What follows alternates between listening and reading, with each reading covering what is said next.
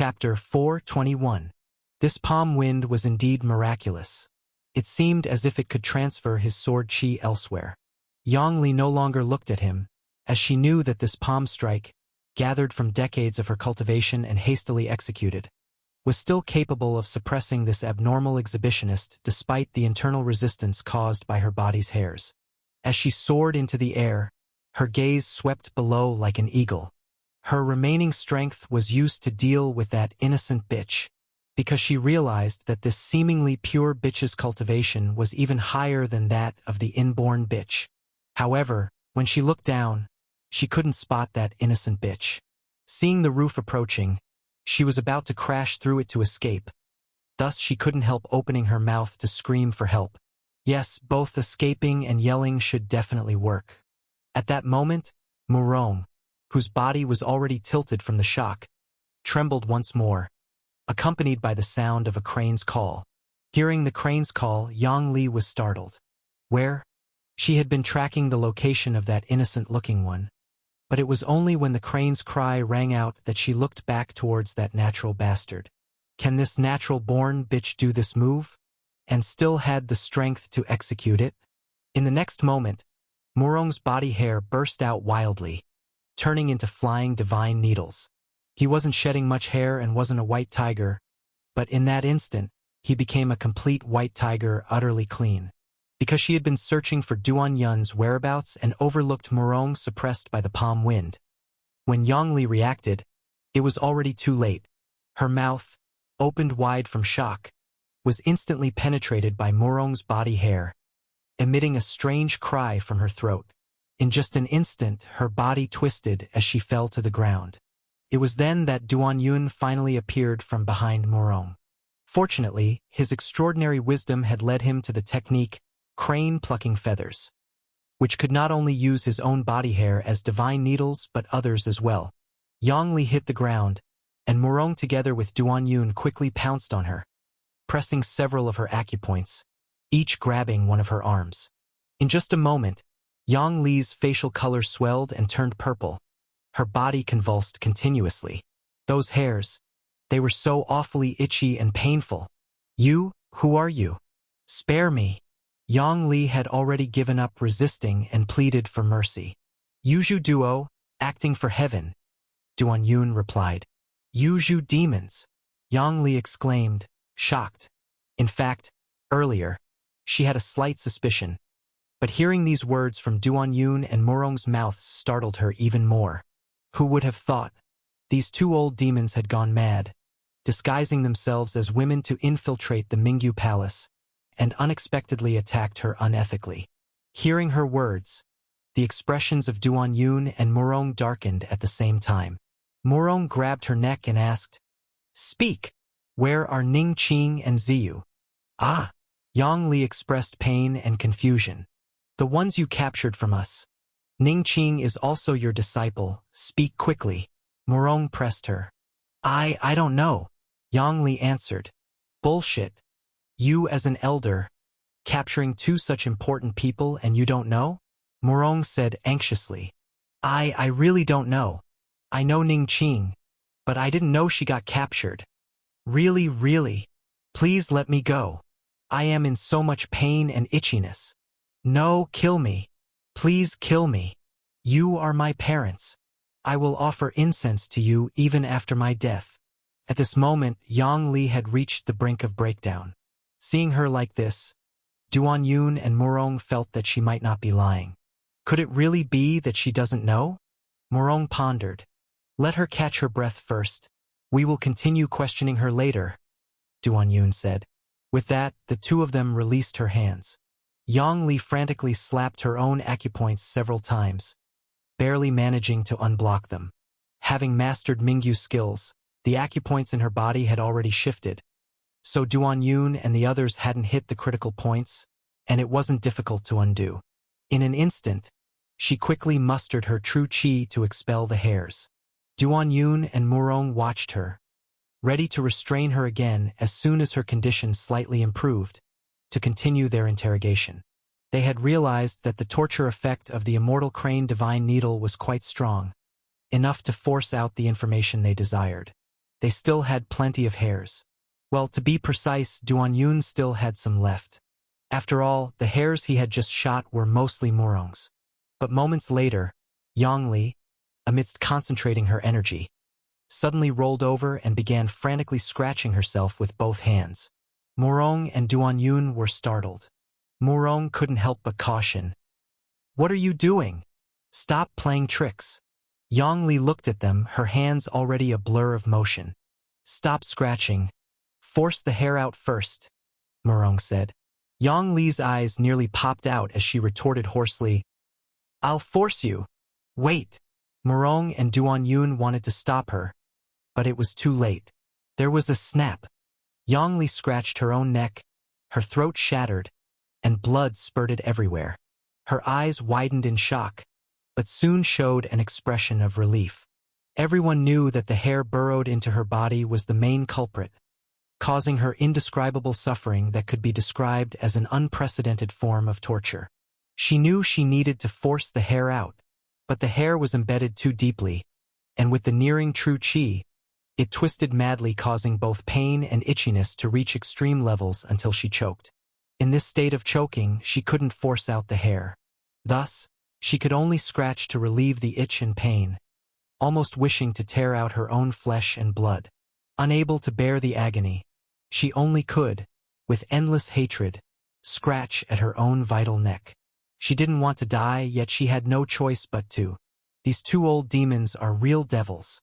In her life, she had caused many to fear, to suffer humiliation, to die, embodying the concept that insult is an art.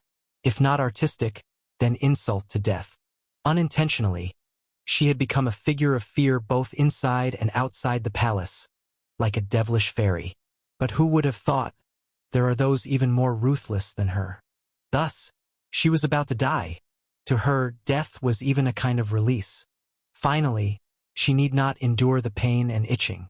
But then, a sizzling sound was heard, and her eyes saw a flash of lightning. Then she found out, despite having scratched her throat to death, she did not die. No wonder you are called the great evil demon of Mingyu Palace, willing to scratch yourself to death but refusing to divulge information. You seem intent on frustrating us two young heroes to death. But who allowed you to die? As Duan Yun used fingertip thunder to revive Yang Li, he complained. Yang Li was shocked. Even death was not allowed? Even King Yen wasn't as harsh as you. This was the first time Yang Li realized what a great evil demon truly is, what real torture is. She was forcibly being kept alive, continuing to itch and hurt until explosion, until madness. What's called worse than living, begging for life but not receiving, begging for death but unable. This was it. At this moment, she felt that even death was a supremely beautiful thing. Her body twitched, her shattered throat rolled, wanting to speak but unable to produce sound. No good. This evil which is forcefully trying to interrupt your healing. She doesn't want us getting the information. This old lady is too ruthless. Murong, seeing this, said anxiously. Duan Yun gritted his teeth and continued to increase the intensity of the fingertip thunder, repeatedly struggling with Yang Li. At this moment, a knocking sound suddenly came from outside the house. Duan Yun and Murong looked over, their expressions grave. We agreed no one should come near this courtyard. Murong, looking at the door, squeezed his voice trying to imitate Yang Li, and chided. Who dares? The elder said no one is allowed close. Heh! Elder Yang sure has a big temper. Outside, a woman's voice sounded. Simultaneously, the door latch previously secured by Duan Yun slipped through the air. The door creaked open, revealing a snowy white figure. Skin white as the moon, a long dress as white as the moon, yet a person bright as the stars. Ming Xing, second palace master of Mingyu Palace, pushed the door entering, but suddenly stopped in shock. She just saw the brashly presumptuous elder Yang lying on the floor, convulsing and twitching. Her body scratched nearly beyond recognition, and beside her, two men. One man with fingertips sparking, as if wanting to pierce through elder Yang's throat. The other without pants, eyes weary. Where did these perverted demons come from? Chapter 422. The Great Battle at Mingyu Palace. Nameless young hero confronts martial arts myth. The second palace master, Ming Xing, usually had other important matters to attend to and did not concern herself with mundane affairs.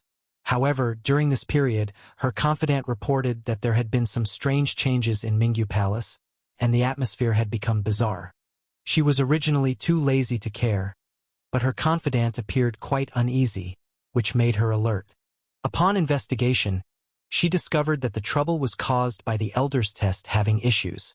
In fact, having a test ground within Mingyu Palace was not a secret, since some of the unique practices of the Mingyu Palace were derived from martial arts of other factions. However, the second palace master had long been dissatisfied with the senior elder's actions. Although Mingyu Palace had the spirit of inclusiveness, ultimately Mingyu skills were the foundation. The senior elder, Yang Li, indulged in other martial arts and seemed to be neglecting the essentials for the trivial, hardly the way to achieve greatness. Moreover, her frequent meddling in the mundane matters of Mingyu Palace over the years had, unwittingly, influenced the disciples.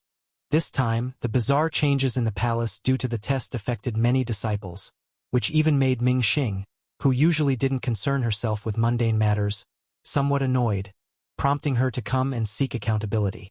What she saw upon arriving was such a scene she could never have imagined in her dreams. There were no men in Mingyu Palace. At least, in the years she and her sister managed Mingyu Palace, there had been no men here. Even if there had been a few unavoidable errors, at least she had never heard of any news about men entering Mingyu Palace. But now there were men here. One man had a large chest, not wearing pants, clearly a pervert. Another looked fairly good, but his chest had deflated, clearly a man in disguise. And the senior elder Yang Li she came to confront was being tortured by these two. Her face twisted and deformed from extreme pain. Such audacity! To run wild in my Mingyu Palace. This image dramatically shocked Ming Xing, but as the owner of Mingyu Palace and a feared figure in the martial world, she instantly displayed the aura of a tyrant. She even felt somewhat excited. Having lived in this deep palace, bearing a body of unique skills, feared by the martial world, even though she had her sister for company, she inevitably felt some loneliness. Now, these two bizarre evil demons, capable of dealing with the senior elder, appeared to be masters. Finally, she could take action herself. Seeing the confidence in the newcomers, the Murong brothers instinctively felt some dread, as they vaguely guessed who she was. But Duan Yun did not retreat at all, confidently saying, "Mingyu Palace's evil demon, state your name." Ming Xing stepped forward, her beautiful, flawless face showing a slightly excited expression, saying, "Ming Xing, from what place do you evil demons come to seek death?" While speaking, her eyes seemed to twinkle like stars, and her entire presence shone as bright as a star. Hearing this name, Duan Yun confirmed the identity of the person before him. The appearance of this second palace master indeed disrupted his plans. His plan was to first save the person and then severely punish the owner of Mingyu Palace who hadn't shown him respect. But now, evil demons, daring to disrupt the perfect plan of this young hero, such sins must certainly be punished. The two stood facing each other, one at the room's entrance and the other at the end of the room. Hearing that he was expected to surrender his life, Duan Yun stopped releasing fingertip thunder and straightened his chest. The senior elder Yang Li, observing this evil demon's handsome profile, had a face mixed with unwillingness, pain, and a kind of relief. Finally, she could die. Before her death, she heard the devil's somewhat frivolous words, "You want me to die? Then come do it." Immediately following, the second palace master Ming Xing spoke, "Mingyu Palace's master does not kill the nameless. State your name." Nameless young hero. At this moment, Yang Li no longer wanted to die. Nobody dared to speak this way to the second palace master of Mingyu Palace. Everyone in the martial world knew that the second palace master Ming Xing was not one to kill lightly. But if you offended her with your words, even if you run to the ends of the earth, no matter if you are a grandmaster or a hero, you would still meet a tragic death. Because she was always petty-minded. She really wanted to witness this battle before dying, to see these two shameless old devils who attacked her being tortured by the second palace master. Seeing such a spectacle and witnessing her blood vengeance being settled would make dying truly worth it. Unfortunately, as the electric light vanished from Duan Yun's hands, she knew she was going to die. She felt such hatred. Thus, without seeing the two strike, she died with a face full of indignation. Duan Yun and Ming Xing, standing face to face, immediately determined that this battle was inevitable. Due to rumors, both were petty-minded. In this moment, both exuded the confidence of the strong. And although Murong brothers tried their best to remain calm and hurriedly put on pants, they still couldn't hide their nervousness. Thus, for a while, he stood puffing out his broad chest, standing like an underling. Ming Xing stepped forward 3 paces, neither hurriedly nor slowly, while the air that was almost stagnant around her began to flow. With no frills, Ming Xing extended her right hand and struck with a palm, similarly employing Ming Yu palm, and similarly carrying the lustrous shine of jade in the palm wind. It swooshed towards Duan Yun and the Murong brothers like a tidal wave. But with just one palm, there was a huge difference compared to the deceased senior elder Yang Li. If Yang Li's Mingyu palm was also like a wave, powerful enough to overturn someone, then Ming Xing's palm could be described as a bone-crushing tidal surge. Little Yu, death energy body-breaking sword pillar. As if rapping, Duan Yun quickly recited these words. Dharma image Little Yu emerged, and the ominous black death energy breaking body sword energy, like a pillar, stabbed towards the palm wind of Mingyu palm. Chapter 423. This strike was like a terrifying tidal wave, and he was determined to puncture a hole through it. This was all the death energy and true chi he could muster in such a short time. Absolutely no reservations held back. Boom! The ominous black body-breaking sword pillar collided with the jade-like Mingyu palm wind. The narrow room like a coffin began to tremble. The air stirred like water, forming streaks of gray-white rapids. Both sides clashed with this move, and in terms of power, they were equally matched. But in the next moment, Duan Yun's expression changed. His body-breaking sword pillar suddenly skewed as though it had smashed onto a slippery ice surface, its direction uncontrollable. What was more outrageous was that he quickly pulled his palms apart, trying to split the body-breaking sword pillar into 2 to change the attack method and direction. But the middle part of one pillar was abruptly snapped by the palm wind and shot back toward him. This lady's palm force was not only capable of making the sword pillar slip, but could even reverse its direction. The rebounding sword pillar shot straight at Murong, who was adjusting his trousers. Murong cried out, "Damn it!" swinging the stone blade in his hand in a haste, slashing out a quadruple-layered spring rain. With a loud boom, the black sword pillar collided with the newly emerged blade light, sending him flying fiercely. As he flew through the air, Duan Yun's remaining breaking body sword chi also became somewhat uncontrollable, attacking Murong again. Murong, hanging in the air and unable to stabilize, saw the slender breaking body sword chi, looking like real swords, approaching and could only grit his teeth and swing his blade energy again.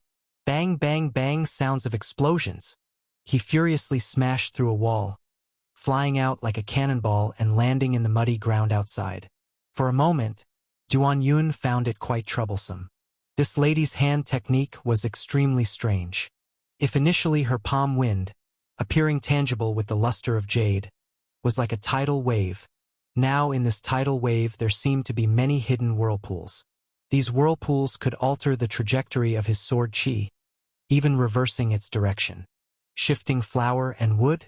This was Duan Yun's first thought. Qing. Strange boxing. Unlike his usual tone, at this moment Duan Yun's words and energy burst were equally concise. The fewer words he spoke, the more serious the situation. Little Qing in a white silk cheongsam appeared alongside black silk-dressed Little Yu on the flanks, like Duan Yun's wings. Duan Yun attacked from both sides, on the left together with Qing unleashing the 16 strange fist, and on the right with Yu manipulating the deadly breaking body sword chi.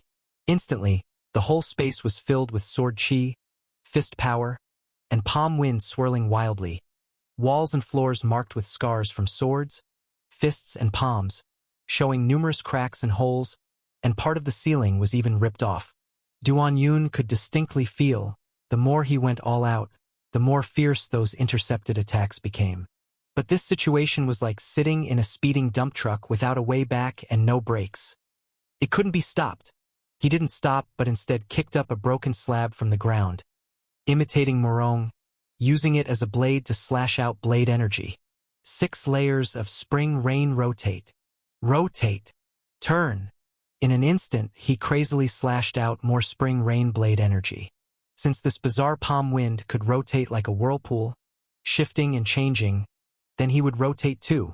His blade chi spun like the refined sky after a spring rain, exploding with loud booms all around. Ming Xing continued clapping her hands, her expression growing solemn. She had been holding the upper hand from the beginning, even effortlessly handling that perverted evil demon, and since then maintained control over the nameless young hero with the skillful Mingyu palm. Moreover, her martial prowess was clearly more profound. Victory seemed certain. Yes, how could she possibly lose? As a thunderous character in the martial world, she never considered defeat. But now, something slightly changed in the situation. That was the opponent, acting like a madman and indeed a martial arts prodigy. Proficient in complicated martial arts techniques, fist techniques, blade techniques, sword techniques, finger techniques, all sorts of unrelated moves came naturally to him. And under the increasingly terrifying shifting flower and wood, a normal person would end up hitting themselves, switching from offense to defense, and then being overwhelmed by her in one fell swoop. It must be said, Mingyu's skills was a divine technique becoming increasingly difficult to counter as it progressed. This was also what intimidated the martial world about Mingyu Palace. But the man in front of her acted against the norm. His body continuously hit by his own sword chi, palm force, finger strength. Yet far from reducing his ferocity, he increased his assault. Mingyu skills and Mingyu palm's shifting flower and wood ability were not endless. By this time, they were at her limits of control. Those incoming palm and finger strengths, sword and saber energy could no longer be diverted at will. Thus, fist power, finger strength, sword chi, blade chi started flying chaotically, and Duan Yun, who was initially suppressed to the brink of suffocation, finally got a brief chance to breathe. The next moment, he stomped the ground. The body of the exasperated dead elder Yang Li was shaken and flew up. Subsequently, a loud sound of an immortal crane calling echoed. Duan Yun pointed at the back of Yang Li's body. Finger strength rippled like ripples emanating through her body, using her as a flesh shield to block the incoming blade chi. All her remaining hair was shockingly detached from her body, borrowing feathers after the crane passes. All borrowed. Immortal crane divine needle. The immortal crane, on the open-eyed corpse of Yang Li, unfolded its wings, transforming into a piercing divine needle, stabbing towards the second palace master Ming Xing. Second palace master Ming Xing's beautiful eyes tightened, still releasing a palm strike. At this point, neither side had defended a single attack. Chapter 424. Such self-confidence. Such pettiness. Ugh! Ugh! Both parties simultaneously let out a cry of pain, with Ming Xing retreating 2 steps, her thigh hit by several needles, while Duan Yun was struck on the shoulder by the palm force of the Mingyu palm, heavily smashing to the ground. Since both sides were using offense as defense, there were no tight guards this time, and both were hit by parts of the moves. Ming Xing's thigh was pricked by needles, feeling an extreme itch and pain. However, with her profound strength, within 2 breaths, those needle-like fine hairs had been forced out by her. Duan Yun, lying on the ground, felt as if his shoulder bones were about to split, hurriedly pressed his right hand down, releasing fingertip thunder to forcibly heal his injuries. His injuries were clearly more severe. Why would Ming Xing give him a chance to heal? One could see Ming Xing's body change positions as if stepping on stars, bringing out 7 afterimages. And in a blink of an eye, she was in front of the fallen Duan Yun, reaching down with her hand. Broken branch hand. The Morong brothers had suffered this move before, but at that time, they were facing a disciple of the Mingyu Palace. The same move in Ming Xing's hands was like a complete transformation. In that instant, Duan Yun felt his crotch was locked by her hand, with no way to dodge. The next moment, Ming Xing's eyebrows slightly frowned, because her seemingly certain hit suddenly slowed down, even becoming slower and slower. As at this moment, Duan Yun's body slightly arched. His legs had clamped around her legs. Heart-to-heart clasp. Clamping encompasses everything under the heavens. If Ming Xing's broken branch hand had locked onto Duan Yun's energy, making it an unavoidable strike, the sharpest spear, then Duan Yun's leg clamp was the best shield, because the moment she was caught by Duan Yun's heart-to-heart clasp, her energy was also clamped, unable to be fully unleashed. No, it's even hard to release. This was evident from how her sure-strike claw became slower and slower, like an old woman with a sore back bending over reluctantly. However, she could still move, which was beyond Duan Yun's expectations. He knew his clamping skills had clamped many people. Anyone clamped by him, man or woman, creature or beast, could barely move an inch. Yet, this woman, truly worthy of being the second palace master of Mingyu Palace, he couldn't completely immobilize her. Seeing the distance getting closer, Duan Yun spread his legs, releasing the heart-to-heart clasp. Because during the use of the heart-to-heart spell, his own energy was locked as well. However, Duan Yun was prepared when releasing the heart-to-heart clasp, but Ming Xing was not. Her body suddenly loosened, caught off guard, while Duan Yun slid up like a swimming fish. With a snap, the stone slab on the ground was shattered, and Duan Yun narrowly escaped disaster. Ming Xing raised her hand to attack again, and at the same time Duan Yun straightened up, he delivered a scissor kick right into her vicious broken branch hand. As a result, both of their movements paused again, as if suddenly hitting the pause button. Duan Yun had just clamped and surprisingly released instantly. Ming Xing leaned forward, and Duan Yun forcefully kicked out. With a bang, his kick landed squarely on Ming Xing's abdomen, with great momentum and strength. Ming Xing let out a muffled grunt, flipped over onto the ground, but Duan Yun, who had just stood up, also fell. At the moment of kicking his opponent, Ming Xing once again initiated shifting flower and wood, taking over part of the impact. Both fell to the ground nearly at the same time, and almost simultaneously slapped the ground with their hands, leapt into the air, and attacked each other almost at the same time. Duan Yun's left hand contained fist power, and his right hand flirtatious finger strength, both hands drawing a bow simultaneously, fast as lightning. On the way, he actually sent out fingertip thunder towards Ming Xing's eyes, and Ming Xing still countered with her palm, striking with extreme speed. For a time, both pairs of hands turned into shadows, tangled together, bringing up the sound of breaking through the air. From the power clash dozens of steps away at the start to the close quarters tangle in just moments, it was extremely dangerous. Both of them were extremely proud. One recognized in the martial world as the Mingyu myth, the other considered himself a one-in-a-million cultivation genius, known in the martial world for his towering demonic reputation. Both had yet to taste defeat, but at this moment, both felt a tremendous sense of pressure. They could feel the risk of defeat. Duan Yun was certain that, in his time pursuing justice, this was the first time he had encountered such a tough and terrifying opponent. Yes, this battle, he spoke little, roared even less, because there was simply no spare time to roar. Even no gap for the rotation of extraordinary wisdom. In just dozens of breaths, the two had exchanged nearly 100 moves, mostly offensive with few defenses. With a boom, a hole appeared in the wall, and the two figures, with their hands and feet becoming shadows, had moved from inside the house to the outside.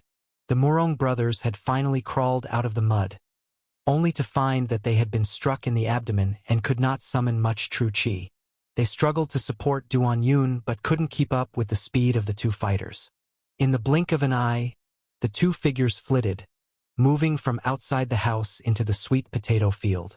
If Ming Xing's palm was said to be fast and exquisite, able to shift attacks and use the opponent's force against them, then Duan Yun's moves were fast and strange. He was not only skilled in fist technique and finger technique, but clamping skills and breaking body sword energy could erupt from all over his body, for offense or defense. For a moment, Ming Xing seemed to be all palms, emanating a jade glow, while Duan Yun was as if he had several hands and swords continuously growing from his body. He wasn't as fast as Ming Xing, but he was versatile with the Dharma image and various techniques. With 2 explosions, Duan Yun's punch landed on the upper edge of Ming Xing's pristine white clothing, tearing it, and Duan Yun was also struck in the abdomen by a Mingyu palm, sending him flying heavily. Chapter 425. Splash. Arriving here, it was already a muddy field. The field must have been recently watered, so the ground beneath was wet mud.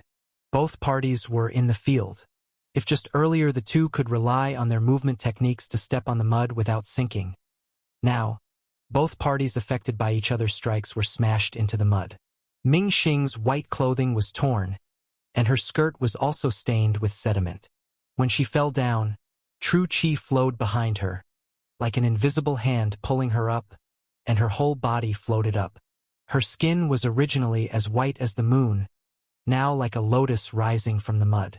While Duan Yun, enduring severe pain, stood up. In Ming Xing's eyes, 2 beautiful Dharma images behind him curled around him, as if embracing him. Love unlimited. The moment they separated, Duan Yun didn't hesitate to unleash his powerful technique. Suddenly, breaking body sword energy surged out of both his left and right hands.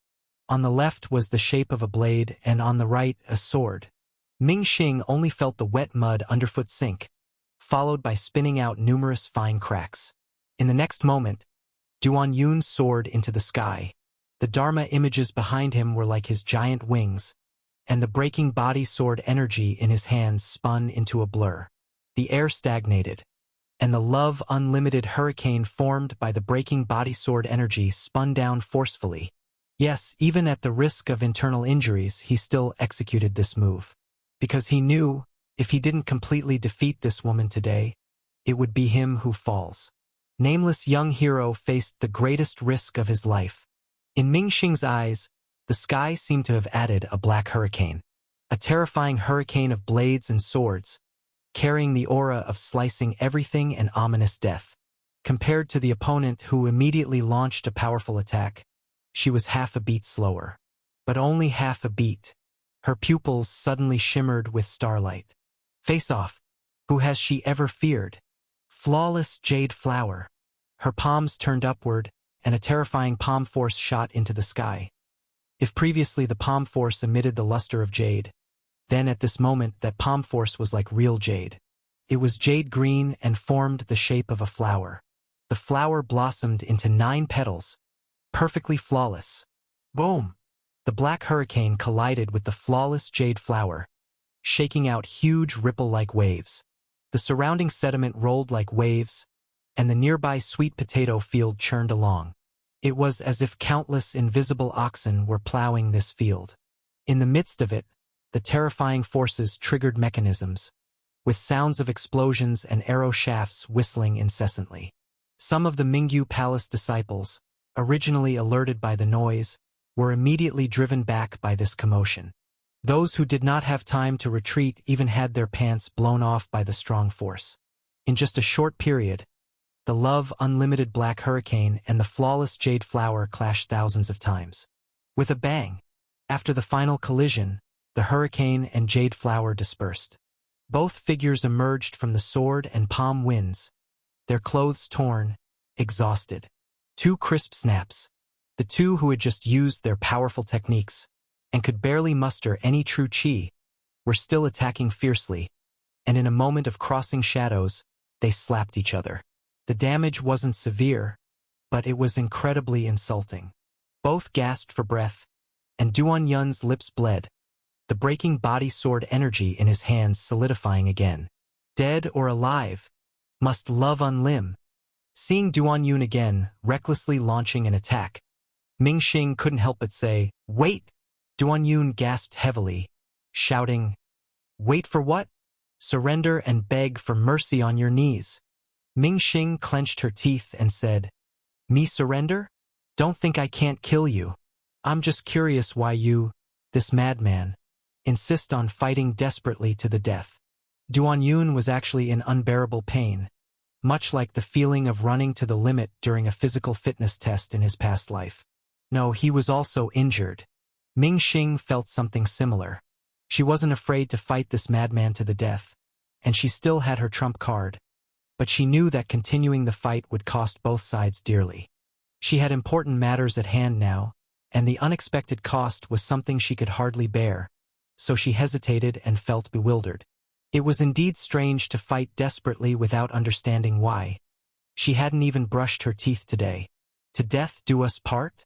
When you took my people and left a letter to enrage me, did you not think of to death do us part? Duan Yun said angrily, daring not to give face to the young hero, yet wanting to avoid a fight to the death. Took your people? What people? Ming Xing asked, confused. What are you pretending for? Ning Qing and Ziyu. My brother's woman and sister, they are mine too. Duan Yun said seriously. Ning Qing? Old demon Duan, I know of you. If it were before, even if Ning Qing was at the ends of the earth, she would be captured back. But this time, I gave you face and didn't pursue it. Mingyu Palace didn't capture Ning Qing and that Ziyu back. Ming Xing recounted. She was telling the truth. After an unsuccessful capture initially, and learning about Murong brothers and Duan Yun's relationship, she decided to temporarily give them face. After all, she had more important matters to handle. But who would have thought that they would come to attack her instead? Duan Yun exclaimed, You didn't capture them? If not you, who did? Don't lie. Me, lying? What in the world would require me to lie? Ming Xing said unhappily. At this moment, Duan Yun was somewhat dumbfounded. He could tell that Ming Xing was not the type to lie. And in the martial world, the most proud women include those two palace masters. So he said, If not you, could it be your sister or other elders of Mingyu Palace? Didn't you just say someone left a letter to anger you? Ming Xing said, There was a letter. Where is the letter? Duan Yun fumbled in his clothes for a while and took out the paper. The letter was already partially shattered by the internal true qi, but the handwriting was still somewhat discernible. Ming Xing picked up the letter and mumbled, Heard that your excellency has a pair of beauties. Seeing them today truly matches my heart's desire. I cherish them as I cherish you. Finally, Ming Xing looked at Duan Yun, as if looking at an idiot. I cherish? Neither my sister nor I have been married. We never use this term, nor do we have the habit of leaving letters. In the martial world, women who use this term in letters if they are experts are few. Did you look at this properly? As she spoke, Ming Xing pointed to the lower part of the letter, where a person was drawn. It's just a woman. Mingyu Palace is all women. Duan Yun said. This is Guanyin. Guanyin. Duan Yun looked again, still unable to recognize it as Guanyin, but the sitting posture and gestures somewhat resembled Guanyin in the temple. This is a mark of Jade Guanyin. You've been around in martial world. Don't you understand? Ming Xing shouted. As she spoke, her chest swelled considerably in anger. Duan Yun blinked, puzzled. Does it mean I got the wrong place? Ming Xing also blinked her beautiful eyes and said, What do you think? Duan Yun took a deep breath. He had fantasized numerous times about rescuing people and avenging the disrespect, but he never considered this possibility. It was just like knowing someone stole your brother's wife. You and your brother armed yourself to confront them, smashed their house and brawled, only to find out you got the wrong person. It was extremely embarrassing. Duan Yun tried to argue. Ning Qing is the person your Mingyu Palace wanted. You had conflicts with Murong brothers, and when they disappeared, we naturally thought of you. Moreover, I have no grudges with Jade Guanyin. Why would she trouble me? Ming Xing loudly read again. Heard your excellency has a pair of beauties. Seeing them today truly matches my heart's desire. I cherish them as I cherish you, always thinking of them, hoping you do not forget my affection. I bow again. Why? Jade Guanyin is famously flirty, loves handsome men, especially famous ones. You've been quite prominent these past years, and you look decent. She fancied you, captured your people to set a trap to seduce you. What's wrong with this logic? Ming Xing questioned. Ah? Duan Yun was stunned. A flash of realization dawned on him, and everything seemed to make sense. This was also why the great elder knew nothing about Ningqing and Ziyu. Heaven, I really got the wrong door. Chapter 426. Who dares to claim invincible? The innate war maniac, young hero Duan. Duan Yun realized he had indeed made a mistake and couldn't help but complain. It's all because of the Murong brothers, an old riverside who didn't even recognize it. So he looked at Ming Xing again. The handprint from his slap was still on her face, and her clothes were torn by him, revealing snowy white skin. Ming Xing was also looking at him. Once Duan Yun realized that he had something wrong, this already proud woman suddenly seemed more in the right and puffed out her snowy white chest. At this moment, Ming Xing spoke. Have you looked enough? Young hero Duan, my Mingyu palace has given you a lot of face. At least our sisters rarely give face to anyone. But you come here smashing and killing, even killing the elder. How are you going to settle this? Since embarking on his martial path, Duan Yun had experienced many battles, large and small, some quite fierce, and had encountered many thorny issues. But he had never encountered an issue as thorny as today's. If you come to think of it, he was a little bit in the wrong. This was indeed the most embarrassing situation he had encountered since embarking on his martial path. Damn it! How the hell do I spin this? So he coughed and said, I was wrong about the person. But you chased after my brother to kill him before, and now I've killed your elder, we're even. Ming Xing looked surprised and said, but your brother isn't dead, and my elder is. Then you can only blame your elder for her lack of skill. Everyone was being chased, so why did she die? Duan Yun answered seriously. When Ming Xing heard this, she was so angry her chest swelled once more, and she couldn't help but retort, so you're blaming us now?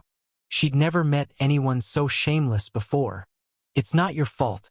It's just that I've made a rookie mistake any Riverside newbie could make. She just drew a woman who knew that was Guanyin.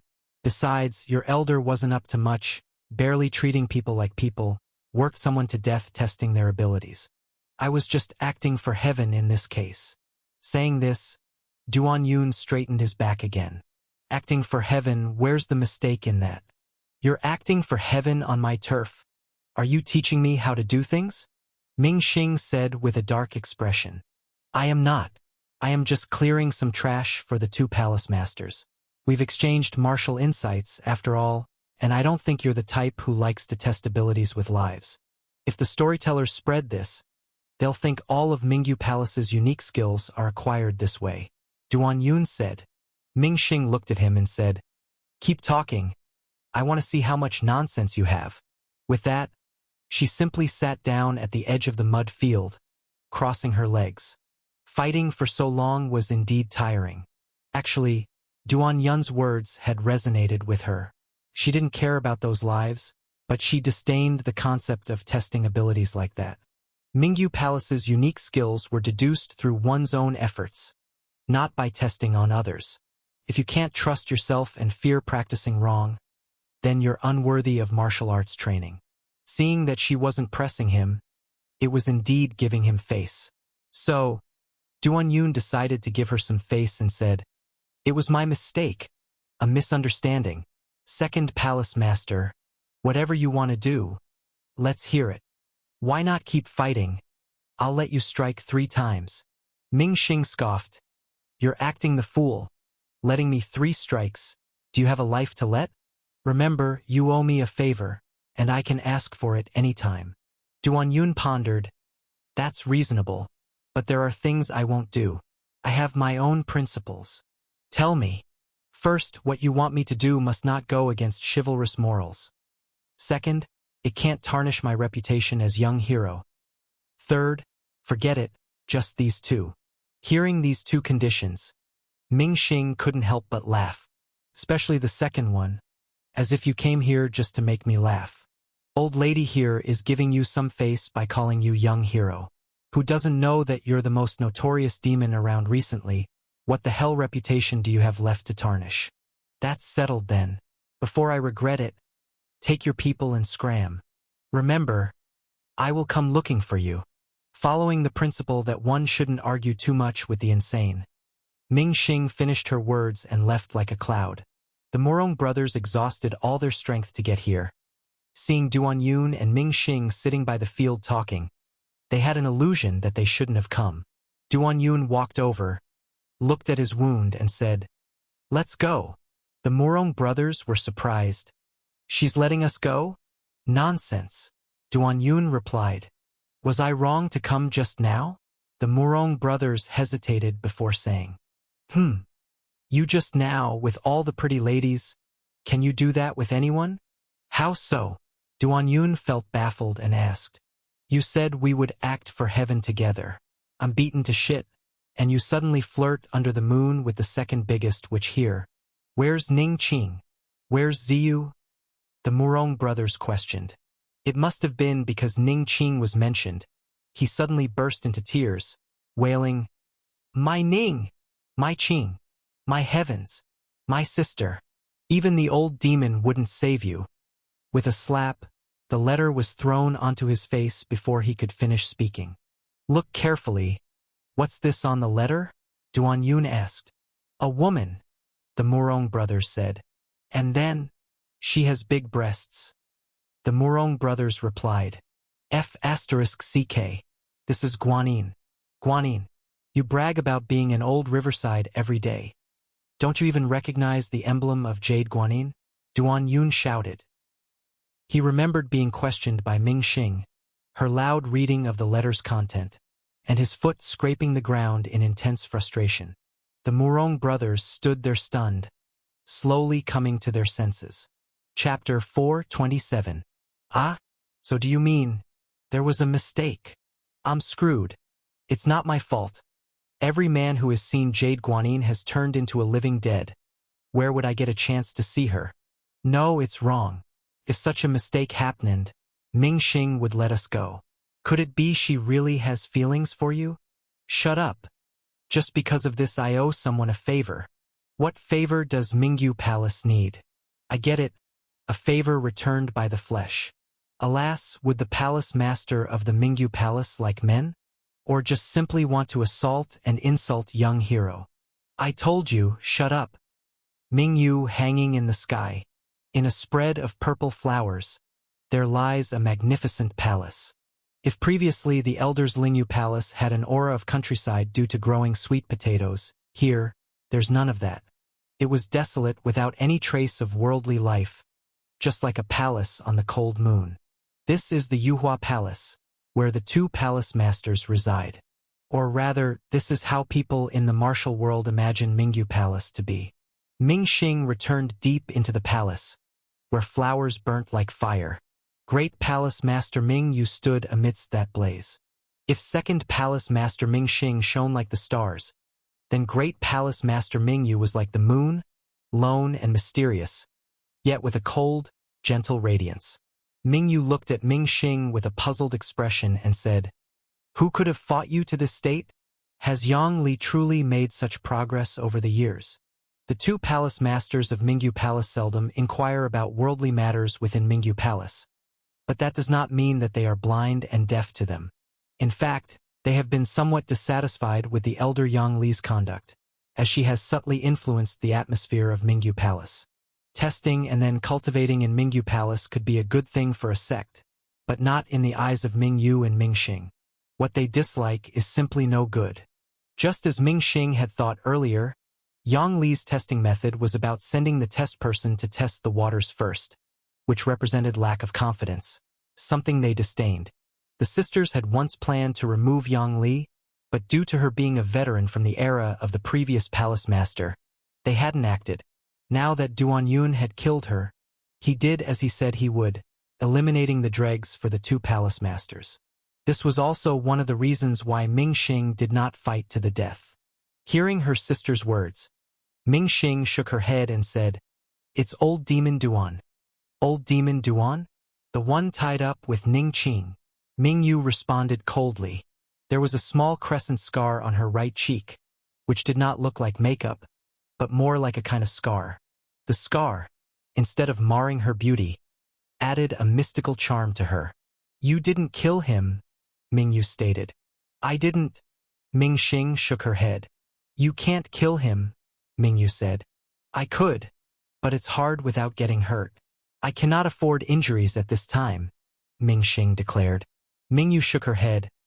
I rarely see you this unconfident. He is not weak, Ming Xing said coldly. High praise indeed. No wonder you once said that you'd do him a favor, but why would he dare to come here this time? Mingyu puzzled. He's mad. Doesn't recognize the emblem of Jade Guanyin. Knocking on the wrong door. Ming Xing eyes reflected complexity. Even Mingyu, who seemed to have no trace of worldly matters, struggled to maintain her composure upon hearing this. Sister, these are trifles. Let's start. Ming Xing stared at her, a look of gravity on her face. You've been hurt, Mingyu said. This kind of minor injury doesn't count. Let's start. Alas. Mingyu sighed deeply and removed her clothes. Her skin was as bright as the moon, smooth like jade, flawless. But that was just her upper body. On her proportionate legs below, bright red flowers bloomed. Those flowers, fiery, carried boding undertones, resting on her otherwise perfect legs. Those flowers were physical, vividly carrying even hints of decay. Sister, the crimson decay is worsening, Ming Xing lamented. This is the price of perfection. Speaking, Mingyu furrowed her brows slightly, looking quite pained. At this moment, the flowers known as the crimson corruption seemed to come alive, spreading and swaying on her body. The two sat down together and began to circulate their true qi. And those delicate flowers on their legs, feeling the flow of true qi, became more vibrant and frenzied. Perhaps this is why Ming Xing cannot be injured. Perfection always has a price. A huge price. On the way back, Morong and Duan Yun felt as if they had just awoken from a dream. Their meticulously planned, painstakingly thought-out rescue operation, which gambled everything, ended up at the wrong door. Even now, Morong felt embarrassed. One was beaten to a pulp, while the other suffered internal injuries and was almost broken apart, even nearly fighting to the death. Yet it all turned out to be a mistake. The moment they left Mingyu Palace, Duan Yun spat out a mouthful of blood. His casual conversation with Ming Xing was actually suppressing his injury. Once outside, the pressure released, and he couldn't help but vomit blood. He felt, vaguely, that he wasn't as capable as Ming Xing. Continuing the fight would have resulted in mutual destruction, and most likely, he would suffer the most. He had acted for heaven and bested many masters, including sect leaders, but none had ever given him such a strong sense of oppression. Not even Zhao Ling, who had absorbed the dragon essence. Duan Yun couldn't help but mutter to himself, "Extraordinary wisdom. What are you doing? You actually made me inferior. Break it for me." However, due to his internal injury, he shouldn't get too emotional, so he lay down like a salted fish. Once his injury healed somewhat, he must tirelessly cultivate until he completely surpasses that woman. This time, the nameless young hero was spurred by a competitive spirit because of a woman. A true man lives under the heavens. How can he be weaker than a woman? But he also had to admit the high standards of Mingyu Palace. If the sister was this difficult to handle, the older sister would naturally be even more formidable. Duan Yun quietly pulled out a notebook and wrote, "Train hard for 100 days, no, to be safe 200 days. Then, I'll take on the sister first, then the older sister." Indeed, even if he wouldn't actually fight to the death in the future, he still wanted to challenge them to a martial encounter, set up a stage, or decide the battle at Purple Gold Peak and surpass them. Young heroes are born to defeat such strong and proud women. Then, he thought of the favor he owed her, feeling a bit fearful, and secretly thought, that mad woman won't use this favor to stop me from challenging her, right? Otherwise, the martial world rumors would say that he fought her to a draw. And he knew it was slightly inferior. If he couldn't fight again, wouldn't that mean he was always slightly inferior? That mad woman shouldn't be so unreasonable. Right, she wouldn't do that. I'm just scaring myself. Duan Yun sighed. Murong couldn't hear his thoughts. If he could, he would certainly be greatly shocked again. Everyone knew the horror of Mingyu Palace, and now they had witnessed the terrifying moves of the second palace master, Mingyu. Thinking back to that shifting flower and wood technique, Murong was breaking out in a cold sweat, prepared for nightmares. And after that one-on-one with Ming Xing, who knows how many exchanges they had, the surrounding fields were even blasted apart. Duan Yun faced enormous dangers and pressure. From his vomiting blood afterward, it was clear that old demon Duan was seriously injured. And it was an internal injury. But what Duan Yun was now afraid of was not if the second palace master, Mingyu, lost her calm, leading to a relentless battle, but the inability to challenge Mingyu's second palace master, Ming Xing again, because he didn't know what born battle maniac meant. Murong couldn't help but ask, "What are your plans for the future?" Duan Yun raised an eyebrow and said, "Plans? What else can there be? Head directly to Liezhou, to take down that mad woman, Jade Guanin. But your injury? My injury will heal on the way. That mad woman made me so embarrassed. If I don't kill her, what should I keep her for, wiping my ass?" Young hero is all about the fight. And so, the young hero embarked on a new journey. Chapter 428. The true young hero and his wings embark on a new journey. Duan Yun and the Murong brothers have returned. Back to the familiar Yuzhu villa. Only here could the two feel the warmth of spring. No, more precisely, it was just Duan Yun feeling the warmth of spring. The Murong brothers' hearts were still amidst the drifting snowflakes and the howling north wind, the world a vast expanse of desolation.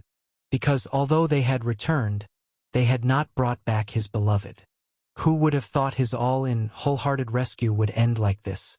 Both were dissatisfied with the outcome of their cross-dressing endeavor. Especially the Murong brothers, who hadn't experienced any of the incidents of sharing meals, sleeping, and bathing with the female disciples on the other side. They rolled into everything, and in the end, after being seriously injured, they realized they had approached the wrong sect. When the two returned, Shening and Fenglinger, the two fishing enthusiasts, were surprisingly not fishing but were engaged in a blood battle. Upon entering, they were met with fist power tearing through the air and sword lights blossoming like cold plums. Big White sat on the side, observing the two women's battle and miming the moves, occasionally inching closer, a living embodiment of a bloodthirsty spectator. Clearly, the fact that Duan Yun and the Murong brothers did not take them to Mingyu Palace this time had stimulated the two heroines, prompting them to practice desperately. Yes, the Murong brothers, once considered the bottom layer of Yuzhu Villa, even showed a bit more strength than the two women, causing great discomfort when they realized Duan Yun was willing to take the fake woman instead of them. So, while Duan Yun and the Murong brothers got wrapped up in events at Mingyu Palace, these two women were also rolling into their own brawl. Rolling into each other. They were not content unless they practiced with each for 7 to 8 hours a day, making the two beautiful girls look somewhat mad. Can only be said that being around Duan Yun tends to have an influence. Even the Murong brothers, formerly too lazy to move, are now either actively or passively engaging in arduous cultivation, not to mention others. Because geniuses are always unwilling to admit defeat, yet Duan Yun, the one-in-a-million genius, always seemed to be just a bit stronger than them. It has to be said that as the only two heroines currently in Yuzhu Villa, Shening and Fenglinger were also one-in-a-million cultivation prodigies. During the nearly 1 month that Duan Yun and the Murong brothers were away, both women had advanced a step further in their fist techniques and swordsmanship. Especially Shening, who was planning to break through once more, to die another time. After this death, she would probably still fall a bit short of Duan Yun, but she would certainly be a bit stronger than the Murong brothers. When the two women saw Duan Yun, they naturally paused their practice, both surprised and overjoyed. But after their joy, they too sensed that something was amiss. Duan Yun and the Murong brothers were both injured and had not found Ning Qing and Ziyu. They quickly inquired about the situation, and after Duan Yun explained the mix-up with the door, the Jade Pearl group of heroes found themselves in a collective awkward state. How could such a mistake be made?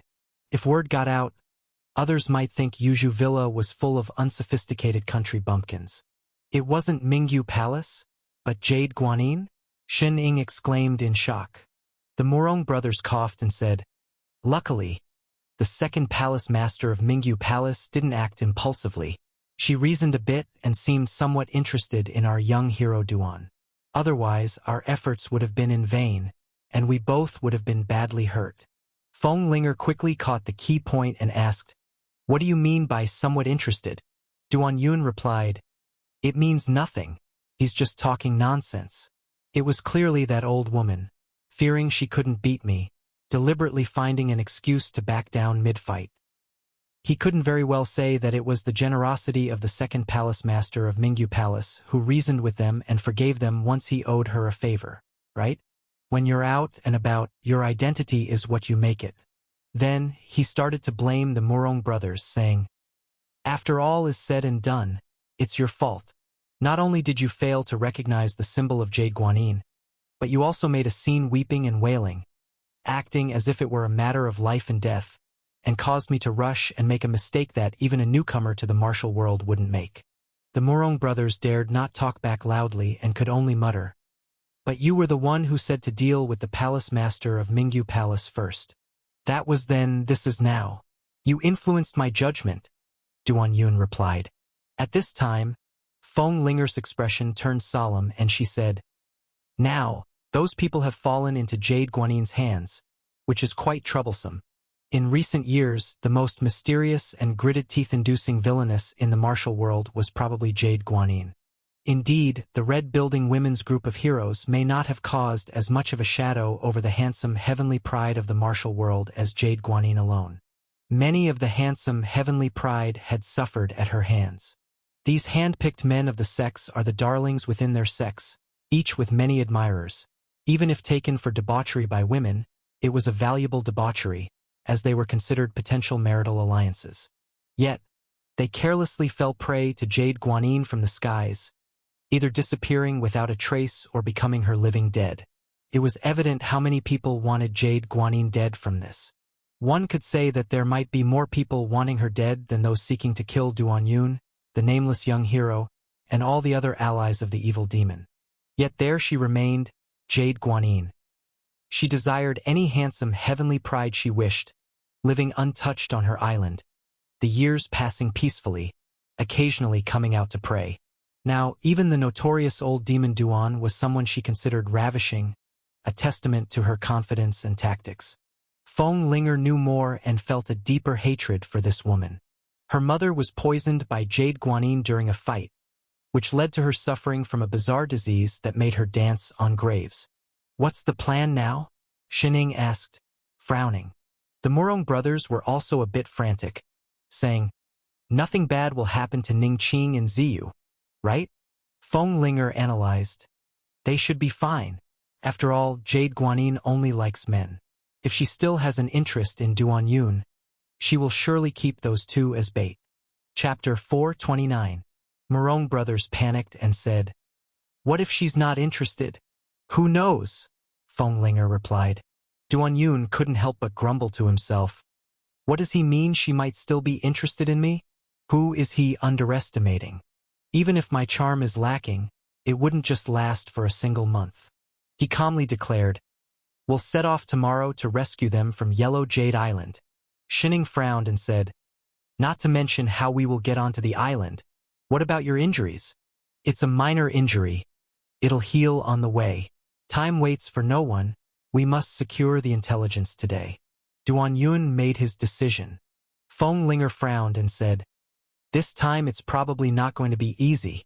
"What's there not to be easy about?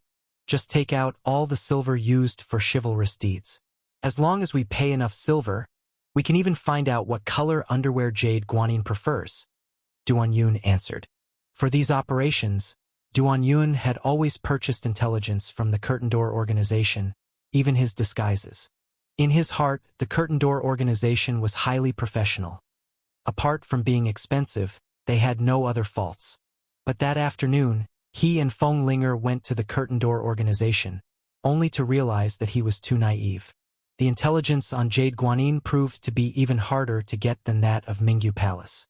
While the whereabouts of Mingyu Palace's two palace masters were incredibly secretive, the dwellings of several elders were not quite as mysterious. The main reason being that Mingyu Palace sought people to test their strength. Thus, they interacted with the outside world. Naturally, this was akin to an egg with a slight crack, manageable to tap into. Even if you couldn't tap too far inside, the peripherals were still within reach. But Jade Guanyin was different. Besides 2 or 3 mysterious disciples, Jade Guanyin had no other followers. Or rather, she had those living dead as her disciples. And the living dead couldn't really be considered people, they were just highly obedient expendables. The entire Yellow Jade Island was self-sufficient thanks to these sensory-deprived expendables, making it almost like an egg without any cracks, impossible even for the professional curtain door organization to tap. The key point was that the curtain door organization hadn't tapped into this egg for many years. Speaking of this matter, the head of the curtain door organization showed a troubled expression. Both of you are repeat customers with so much shiny silver, it's not like we wouldn't want to earn it.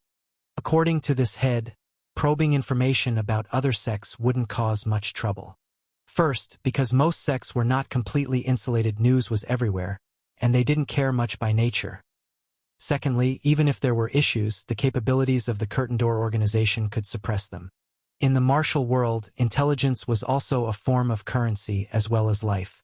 Many sects would even sell some scandals to the curtain door organization, like which sect leader had an affair with the neighboring coachman, or which coachman ran off with the sect leader's wife. Few people wanted to offend such an organization. But Jade Guanyin was an exception. Jade Guanyin had killed quite a few disciples of the curtain door organization. She directly sent the living dead to annihilate the subdivisions that were gathering intelligence on her. She violated many people, making the number of living dead numerous. Those former heavenly prides, even as living dead, would not lose their martial skills, and more importantly, they were fearless. There is nothing more dangerous than someone who is not afraid of death. In Jade Guanyin's eyes, all her living dead were expendable, while to others, they were terrifying killing machines. After being targeted several times, the curtain door organization stopped dealing with her. All in all, the curtain door organization deemed it not worthwhile internally.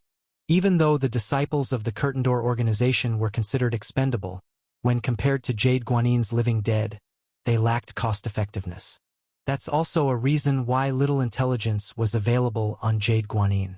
Even when Duan Yun and Feng Linger wanted to purchase old intelligence, they were told it had been archived and could not be disclosed.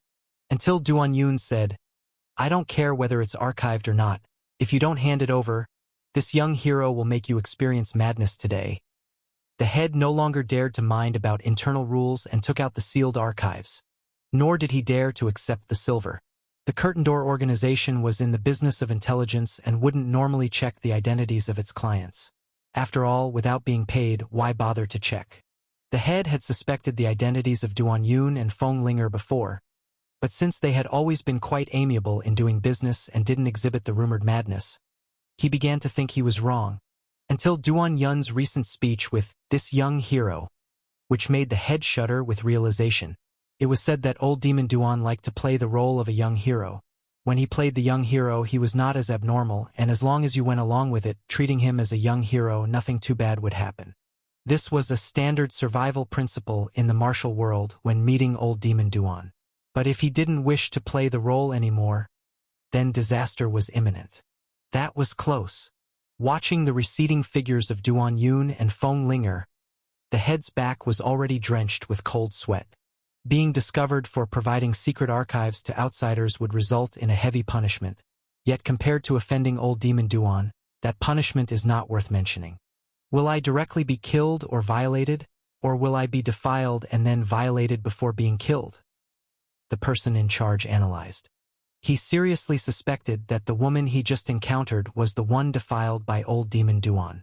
Is it Murong Demon? But Murong Demon shouldn't be that beautiful. If it really is Murong Demon, that would be too thrilling, way too indulgent.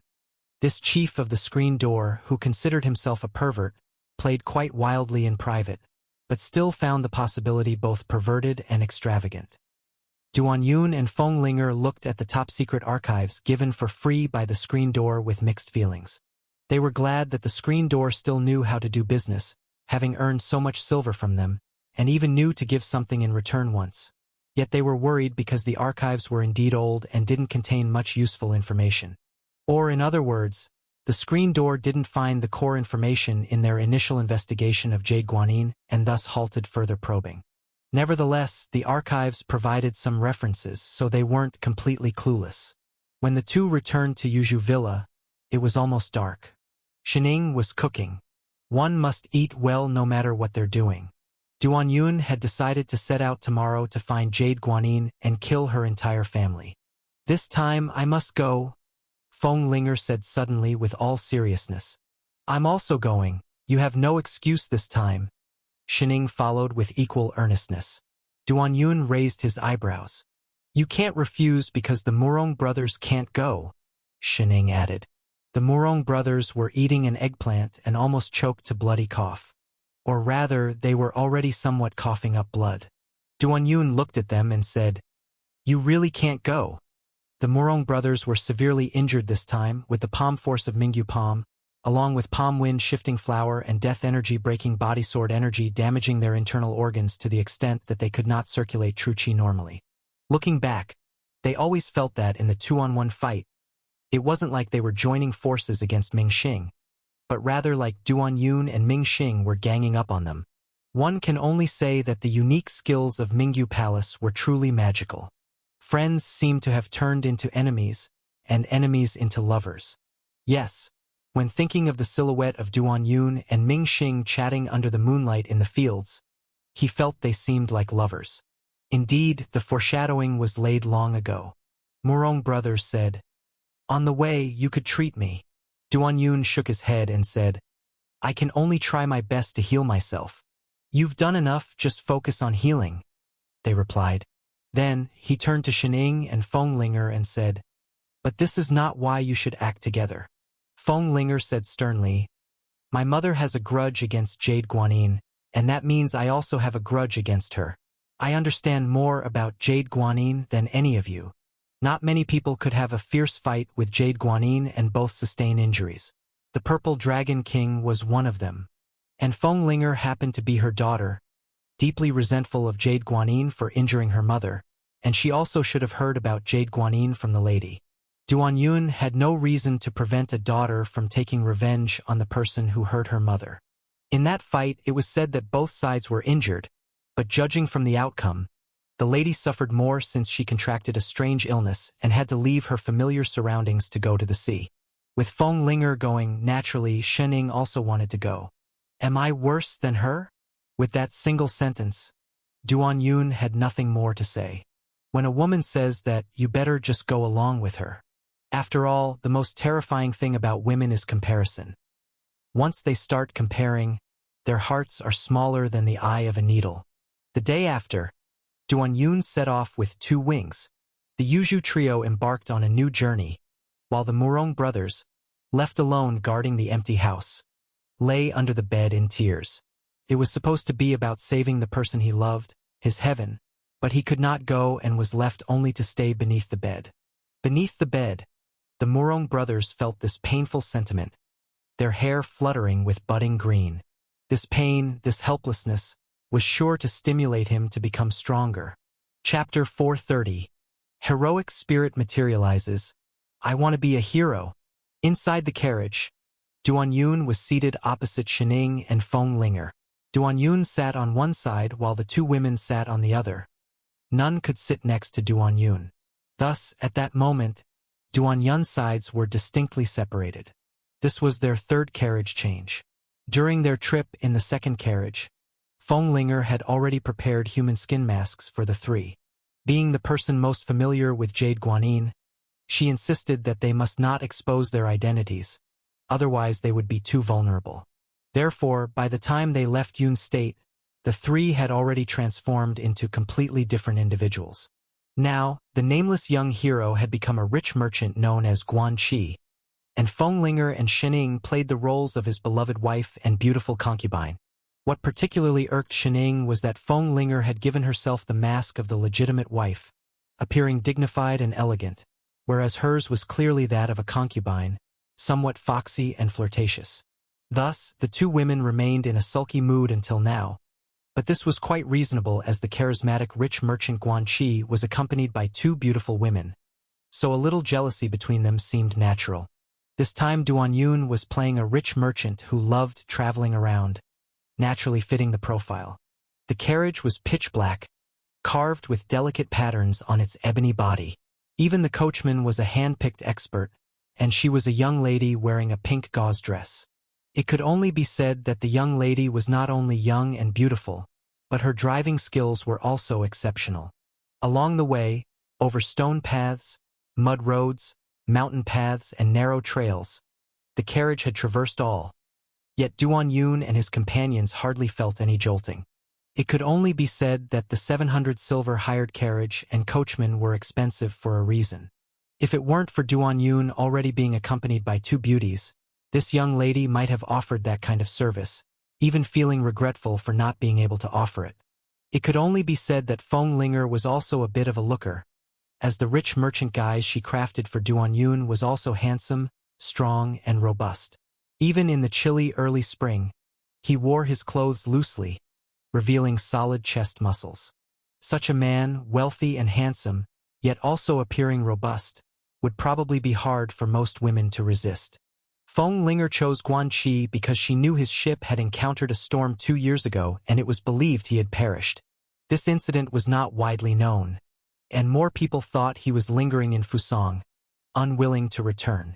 It was said that Fusang women were very seductive, taking their meals off unclothed women. Further, it was rumored that Lin Yusin, once recognized as the most beautiful woman under the heavens, had gone to sea and given birth to a daughter. Perhaps the most beautiful woman you encounter could have the bloodline of that famed beauty. Guanqi was wealthy, loved fun, and roamed around, planning to travel around Laizhou, and even crossing Old Mother Mountain to Jade Guanin's territory was quite reasonable.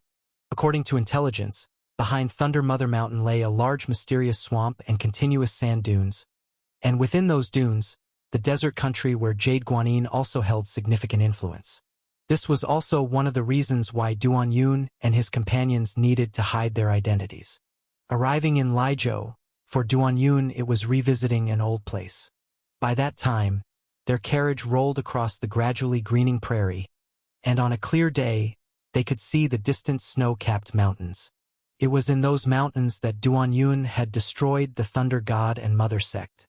It could be said that the once characteristic figure of martial world, thunder-listening madman, had become a rare species because of him. Laizhou indeed lived up to its name. When Duan Yun last visited in early winter, winter thunder roared, and now that spring thunder had arrived, thunderclaps were incessant. Duan Yun decided to revisit Qianxue town. That was the terrifying town where human skins were flown like kites. Since it was on the way, he could recharge there. Upon arriving in Qianxue town, however, Duan Yun was distinctly stunned. If during his last visit, Qianxue town was only filled with human skins fluttering in the air like kites and the cold snow, this time, it had become a rather bustling small town. Even before reaching the town, there were carriages entering and exiting. Some carriages carried relatively valuable timber, others carried medicinal herbs. And still there were things tethered floating in the air, only they were not human skins, but sword-shaped paper kites. Upon entering the town, Duan Yun lifted the curtain of the carriage and could not help but mimic the tone of the drowned rich merchant Guanqi, saying, "Damn, this place is quite lively." Visibly, the previously deserted houses were repaired and inhabited. The town even had some newly built houses, though they looked somewhat disorganized. This bustling appearance of Qianxue town was far from its previous abandoned state with human skins hanging everywhere and no one around. The formerly dilapidated tavern flag had now been replaced with a new one, transformed into an inn. Seeing that night was approaching, it seemed unfeasible for Duan Yun to recharge, so they decided to stay here. Duan Yun then stepped out of the carriage, arm in arm with both women. Initially, Xining and Feng Linger were embarrassed by the pretend intimacy, complaining a bit, but they had long since adapted and now seemed to wish that Duan Yun would take even more liberties. It truly appeared as though they were vying for his favor, making their performance more realistic. The moment they entered the inn, Duan Yun froze, captivated by the beautiful proprietress. Her beauty wasn't the focus. The important point was that he recognized her. She was the kind woman he first encountered in Little Lei City, covered in whip marks. Indeed, the first time Duan Yun saw her, she had told him to hide to avoid being discovered by the Thunder God and Mother sect. Chapter 431. After Duan Yun eradicated the Thunder God and Mother sect, he never saw her again. Unexpectedly, she had come here and even become the innkeeper. Not until he stayed at the inn did Duan Yun realize that she was not just the innkeeper but the owner of the inn. Although they had met only once, one kindly intended to hide Duan Yun, while the other helped her kill the ugly woman who had tormented her. They could certainly be considered old acquaintances. But at this moment, Chun Yun could not recognize Duan Yun. She could not recognize the man who had changed her life.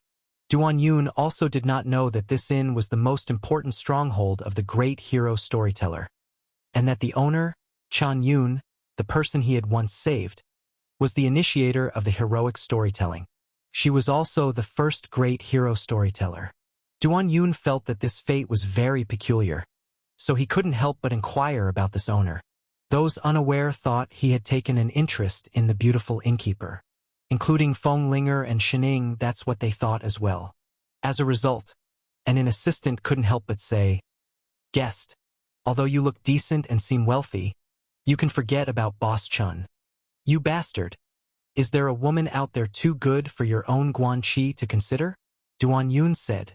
I must say, playing the wealthy merchant Guanxi, especially mimicking his tone, was quite satisfying. Boss Chun now only has one person in her heart. Whenever she sees him, even when he's not there, she's thinking of him, the assistant said.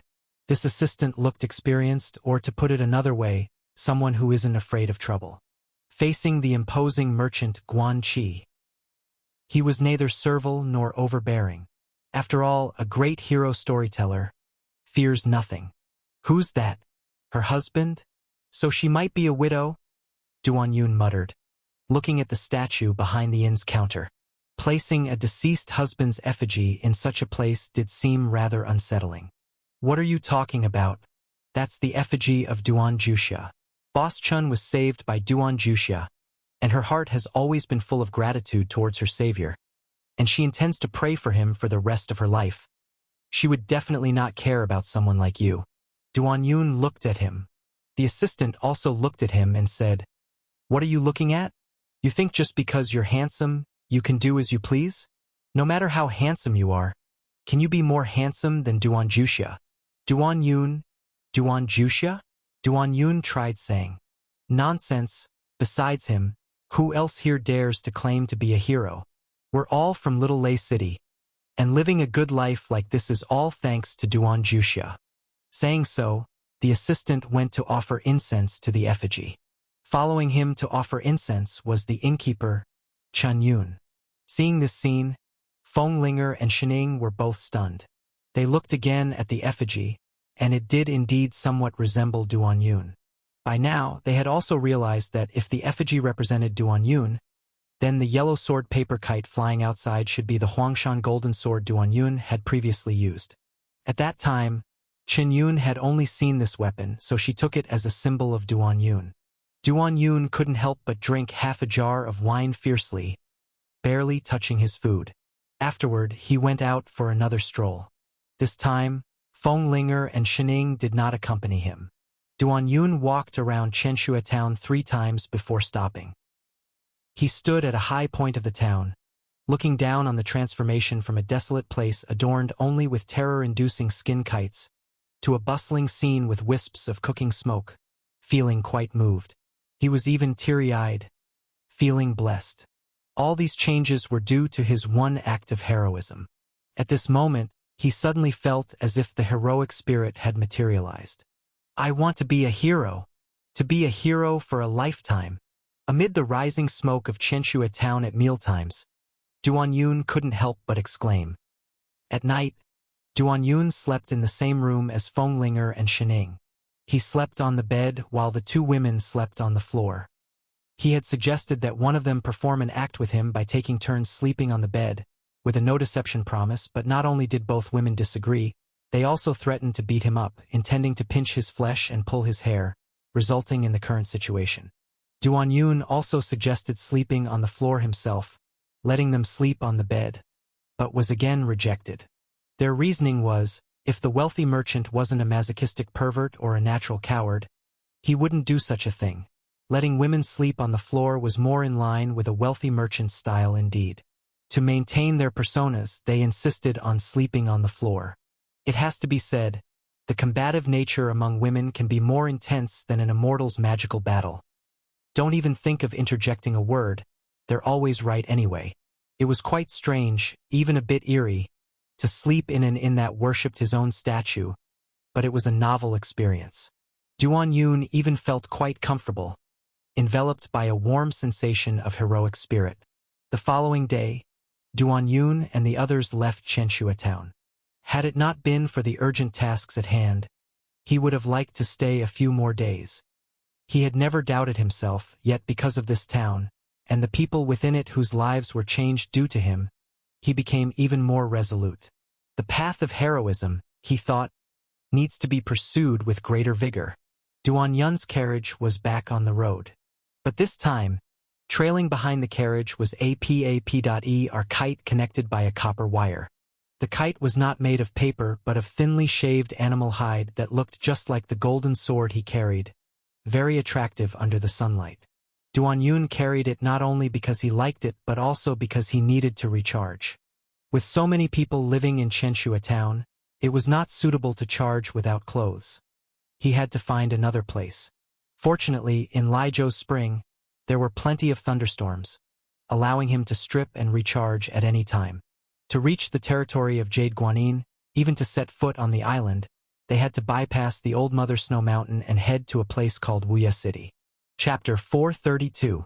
There, it was the connection between Lijiao and the relatively isolated desert country.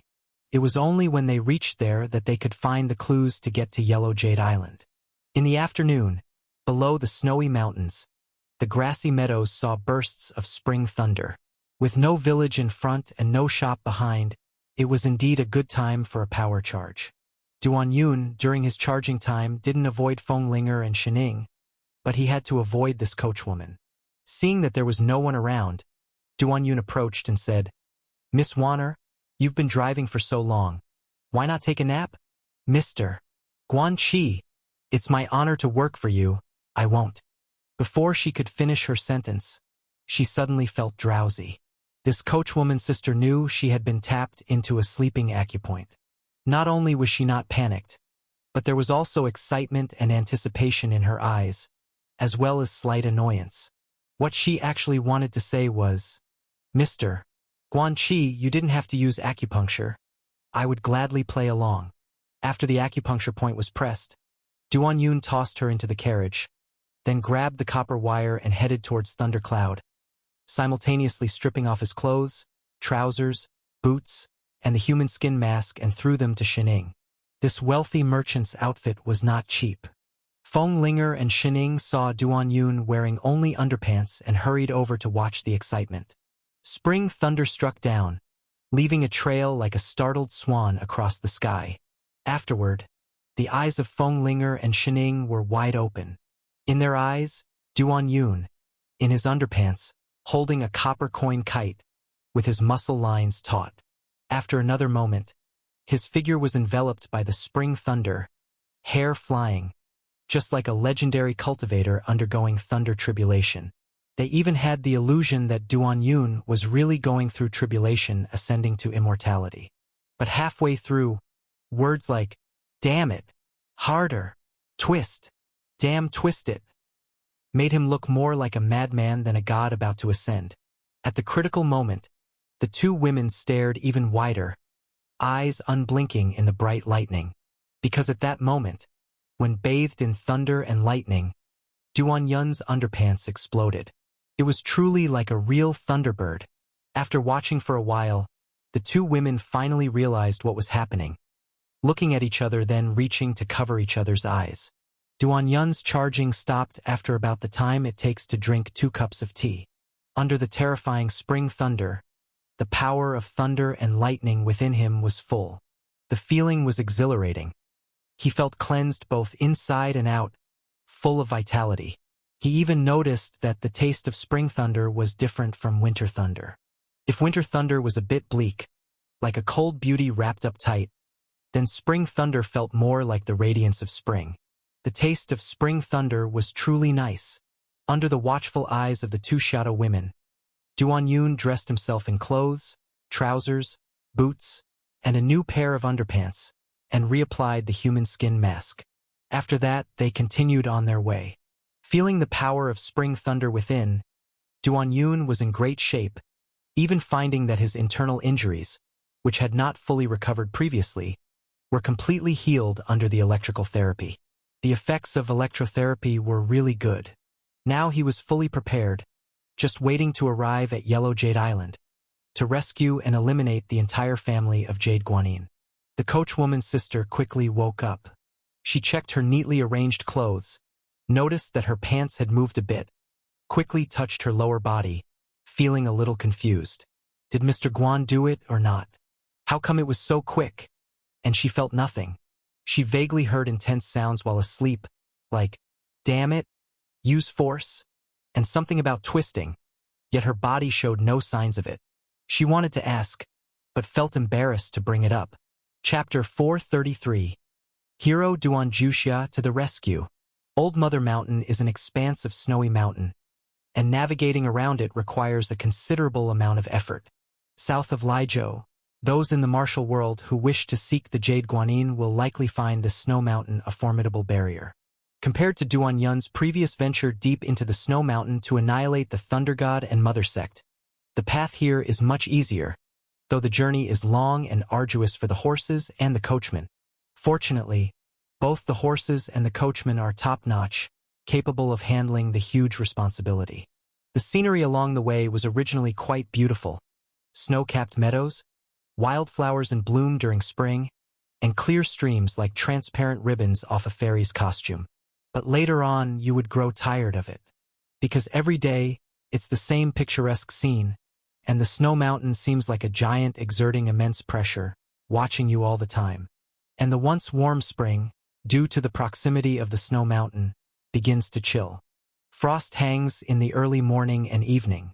Fortunately, Duan Yun is now disguised as the wealthy merchant Mr. Guan Qi, and his expensive carriage is filled with drawers of food from all over the world and all kinds of fine wine. Duan Yun can also dine and drink with his lovely wife and beautiful concubines. A different array each day. When they're lucky, they even manage to hunt down a deer for a barbecue. One must admit that the deer meat here, gifted by the snowy meadow, is succulent and rich in taste, without the slightest gamey flavor. Just when Duan Yun and his companions were growing weary of the same landscape, the snow mountain had imperceptibly moved to their left side. In other words, they had finally circled around this vast mountain range. Simultaneously, many marshes began to appear on the ground. The coachman's expression also became much more serious, for there were many mud pits here. The coachman knew well that a rich merchant like Mr. Guan Qi must be a skilled martial artist. Otherwise, with both money and looks, he would have been snatched away by the seductresses of martial world, used and drained of wealth, which seems entirely improbable. Mud pits would not trap such a person. If he wanted, he could even carry the carriage across mud pits. But the coachman also understood that their patron Mr. Guan Qi would never stoop to such actions. He might enlist her for the unseemly task of wiping his bottom, but he wouldn't do such dirty and tiring work himself. Neither would the two vixens by his side. Thus she had to be extra careful. Falling into a mud pit would seem unprofessional, and if she really got stuck, she would have to do the dirty and tiring job of pulling the carriage. The carriage zigzagged across the damp meadow, and it was visibly obvious that the shrubbery had increased significantly. If the previous view was vast, allowing one to gaze effortlessly into the distance, here the view was obstructed by many bushes. The coachman successfully found a muddy trail marked by carriage tracks, clearly a sign of frequent travel, but she remained cautious nonetheless. This region, which the locals call Black Grassland, signifies a place abandoned by the gods. There are rumors spreading that under the grassland, there lies a giant demon that swallows carts and devours people, while in reality, the coachman knows these are just shifting underground rivers. The underground rivers here often change course, and normal-looking roads may collapse due to the underground water flow. After another day and night, the coachman slowly began to relax. The water on the ground was decreasing, replaced by black mud. Although also moist, this mud was much firmer. Yet what confused Duan was that, in his memory, black soil was fertile, but the land before him was barren. Even the bushes, which were usually hardy, were sparse here. Crops planted along the road also seemed to grow poorly. And the farmers, with their thin bodies and numb expressions, didn't fare much better. Here, there were occasional caravans and travelers on the road, most likely people heading to the desert country. This meant that their destination, Wuya City, was not far away. Duan looked out at the scenery and complained, "Damn it, what a godforsaken place." In order to flaunt his romantic and bold character, he now opened his robe, embracing beauties left and right. Feng Linger and Shining could only reluctantly play along with his act, because around them, merchants and carriages were aplenty. Upon seeing their black carriage, and the man that was Duan, many would secretly make way. This time Duan disguised himself as Guan Qi, so what others saw was not his gentle knife or the Huangshan golden sword. Instead, he carried the blood shadow mad blade with him, the one previously acquired by the Murong brothers at the inn. The mad blade in Blood Shadow Mad Blade suggests that its wielders were often madmen. Either the person using the blade is reckless by nature, or initially valuing their life, they are influenced by the blade and become careless with it. Another characteristic of this blade is its striking presence. Just by placing it there, it emits a crimson glow. With a slight motion, blood-red shadows overlap as if trailing behind. This fits perfectly with Guan Qi's love for showing off. Ordinary martial arts practitioners, upon seeing this blade, would not dare to provoke its wielder. It is said that there are multiple blood shadow mad blades, each with unique blood shadows, but one thing remains consistent. Each blade seems to thirst for blood, like a person who knows hunger and craves blood. The more human blood it consumes, the more sated it becomes, and the heavier the blood shadow gets. And the mad blade in Duan hands had a rather pronounced blood shadow, not looking like it was starved at all. At dusk, the setting sun was as red as blood. On the black mud ground, some mud figures began to appear. These mud figures, large and small, intricate in some cases with clearly etched pupils, and rough in others with their features blurred. Chapter 434. No matter what, they all gave the illusion of watching you. Duan and Shining couldn't help but recall the scarecrows on the graveyard of Yuzhu Villa. However, it was strange that after the battles at the graveyard and the Azure Dragon blood battle, the scarecrows in that area had decreased as if they had fled. Among the weeds and shrubs, the clay figures watched as Duan and his companion's carriage departed. And as the road became wider and wider, Wuya City was now in sight. Duan learned from the scrolls of the rolling screen door that Wuya City was not leafless. On the contrary, the city was planted with plenty of populous Euphratica trees. But when the autumn leaves flew, it was still hard to find fallen leaves on the ground in the city. The reason for this was all because the city lord loved cleanliness. The city lord was obsessed with cleanliness to the point of paranoia.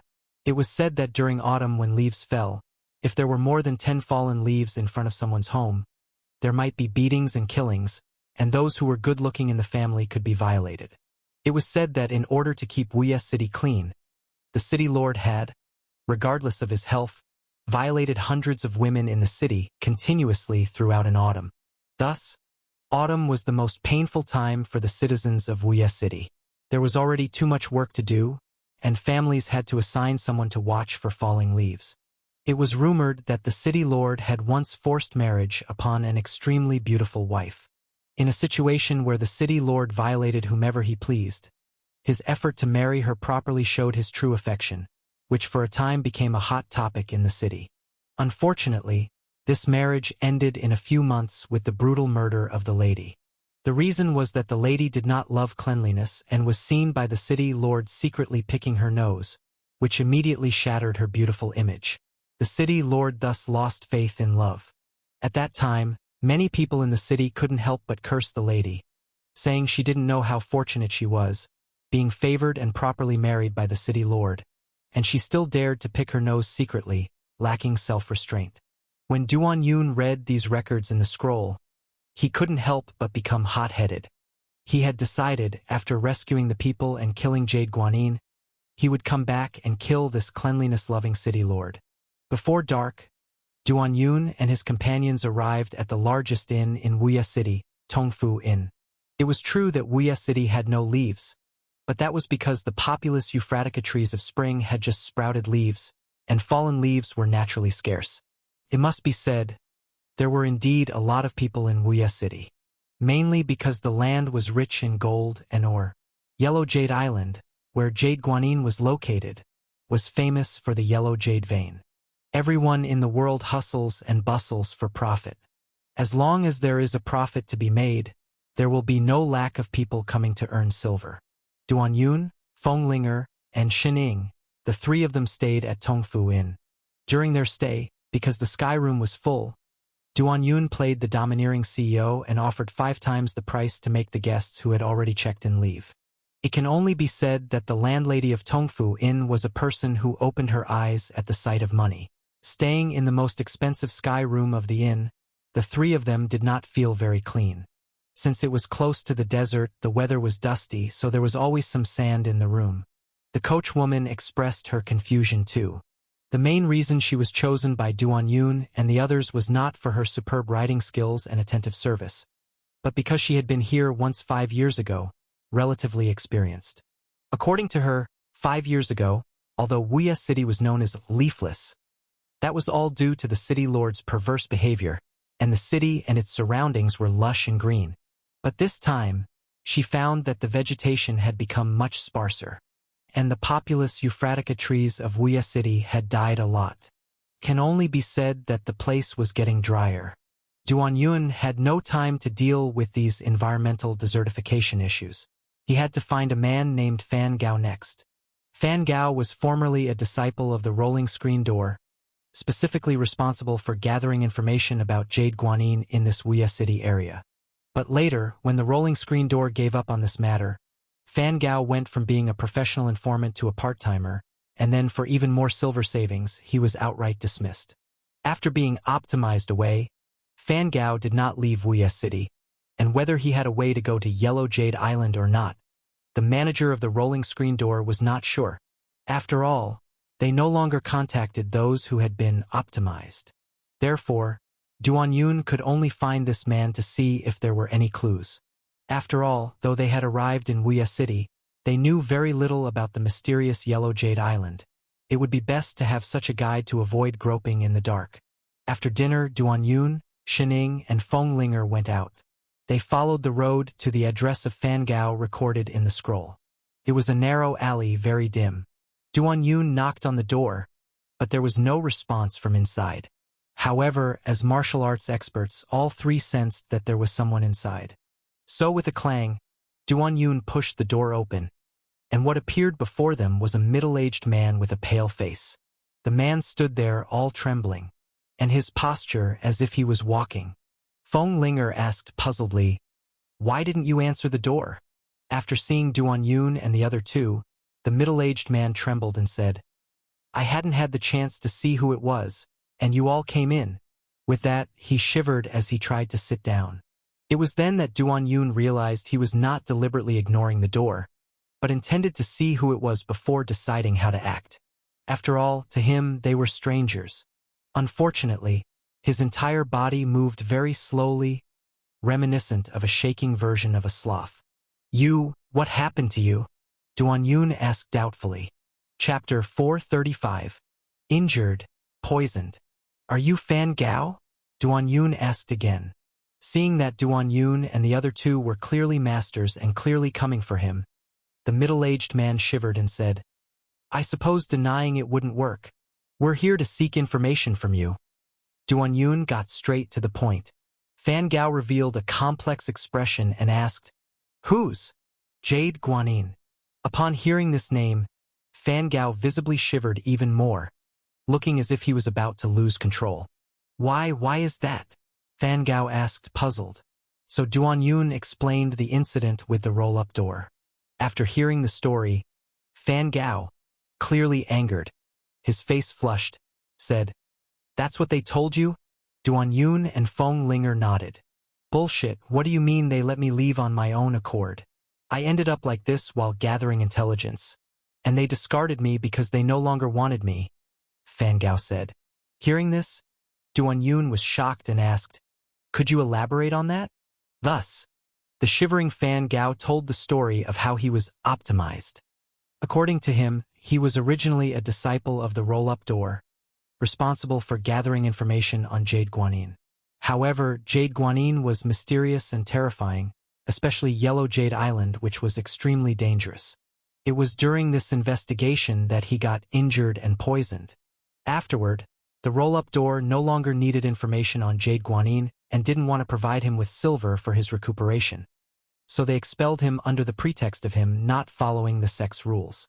Consequently, Fan Gao had to struggle to survive here, and if not for a powerful old acquaintance in the city, he probably wouldn't have made it. Hearing that Duan Yun and the others were looking to gather information on Jade Guanyin, he couldn't help shaking his head and said, "You can't go. It's full of devils there." "I dare not say." Duan Yun looked at him, his face serious, and asked, "Do you know who I am?" Fan Gao shook his head. Duan Yun introduced himself. "I am Guan Qi. You can call me Mr. Guan Qi. I have money. This time I want to visit Yellow Jade Island for fun.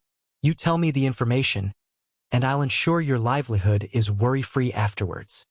Fan Gao still shook his head, looking very scared. Feng Linger and Xining couldn't help frowning upon seeing this. This guy clearly didn't trust them.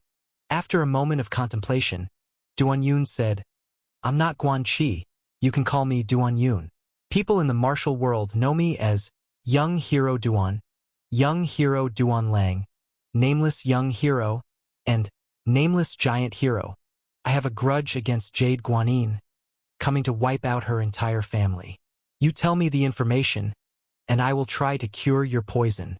Hearing this answer, Fan Gao showed a stunned expression, shivering, "Duan? Old demon Duan. Duan the giant hero." In fact, Duan Yun wasn't particularly prominent here before, but ever since he destroyed the Thunder God and Mother sect, the great hero storyteller and the bloodthirsty storyteller have been at odds. The more they quarreled, the more heated it got, resulting in news about him spreading beyond Liuzhou and being known here as well.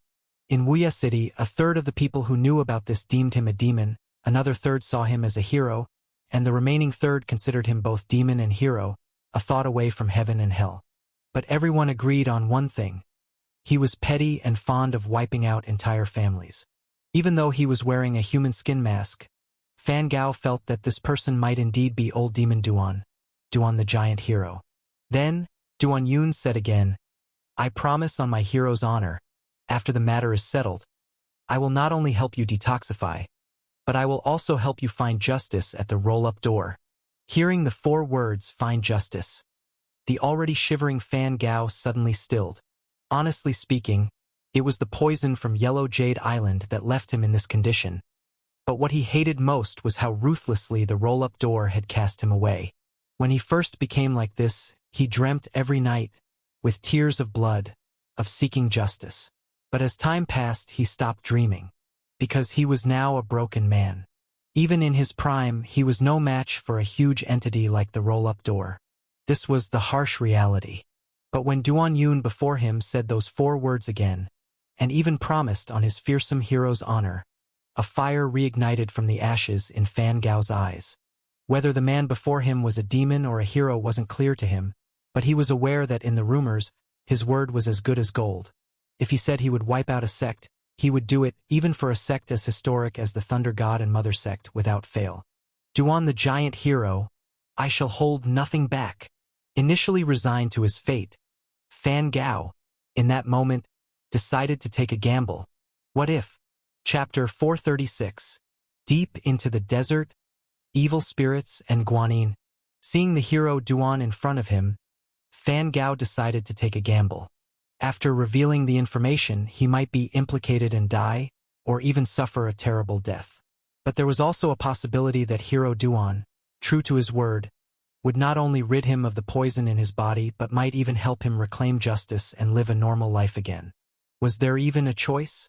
Living in such a meager way now was no different from being dead. All he wanted was to take back what belonged to himself. Thus, Fan Gao thoroughly revealed all the information he had gathered to Duan Yun. This information wasn't acquired by Fan Gao alone. In his words, there were 4 of them here initially tasked with investigating information about Jade Guanyin. He was the only one left alive. This piece of information could be said to contain 3.5 lives. They fought for the rolling curtain door, some died, some crippled, and now he was left with half a life, thrown here like a dog. This was also the reason he made up his mind to gamble. Jade Guanyin was terrifying, and so was young hero Duan.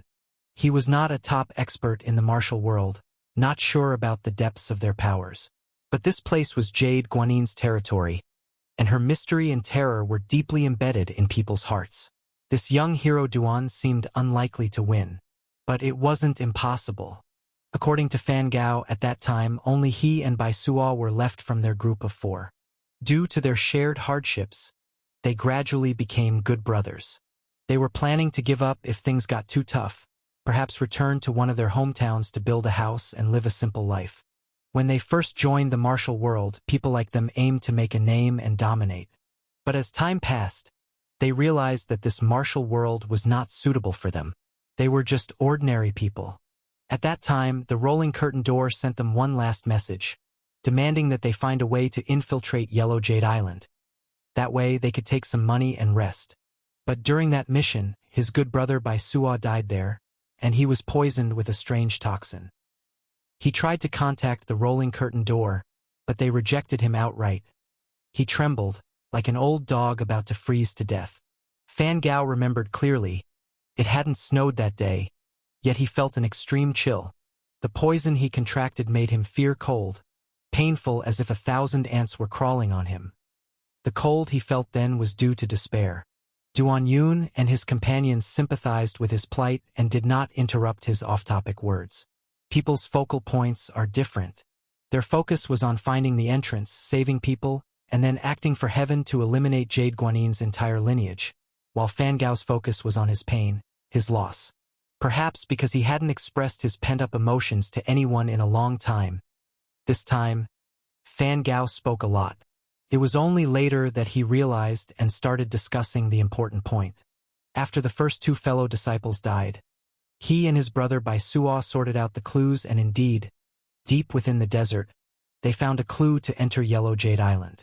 The information they had gathered before showed that Yellow Jade Island was actually beyond a large and chaotic Devil City. Devil City is named so because being there is like being in hell, where every step is difficult. In Devil City, where sandstorms constantly fill the sky and the sound of stones hitting sand echoes eerily, like ghosts howling and wolves wailing, sinister and terrifying. One could easily lose their way. Moreover, Jade Guanyin has many traps set up in it, and it's rumored that she even keeps man-eating demons there. Hence, the area is practically forbidden. Even skilled martial artists would die inside. It can be said that Yellow Jade Island, where Jade Guanyin resides, is a fortress extremely difficult to penetrate, and this is one of the reasons why many who wish to kill her feel helpless. Of course, more enemies of Jade Guanyin lack the resolve of Duan Yun. They initially came fiercely wanting revenge but faltered when they realized the distance and dangers, especially when they discovered it was Jade Guanyin's territory, and eventually gave up. Unlike Duan Yun, who declares to kill Jade Guanyin and follows through without internal conflicts or compromises. And the unexpected clue that Fan Gao got was a monastery. A monastery? Feng Linger frowned. Jade Guanyin fancies herself as Guanyin, so there are many Guanyin statues in the Devil City. On the outer northern side of the city, there is a Guanyin monastery. That monastery seems abandoned because it's also part of Devil City. The wind there howls, sounding like it is full of malevolent spirits. We had a companion once who had particularly sensitive ears. He listened and immediately felt that there was a space underground beneath that monastery. Bai Suo and I trusted him completely, because once while drinking, we learned from his drunken words that he used to be a tomb raider. He often used his ears to check tombs, but eventually, when he could no longer continue in that profession, he joined the rolling curtain door. Later, Bai Suo and I followed this lead to investigate, discovering a deserted well behind the monastery. We initially went just trying our luck, but found a horizontal tunnel below the well. We crawled through and found that the tunnel was surrounded by veins of yellow jade stone, transparent and shimmering like mirrors, quite beautiful. Even though it was underground, it wasn't dark. Afterward, Bai Suo and I emerged from the tunnel and then saw an oasis. The oasis was surrounded by clean water, like a fairyland, and we could even hear the ethereal singing, as if a fairy was bathing and humming.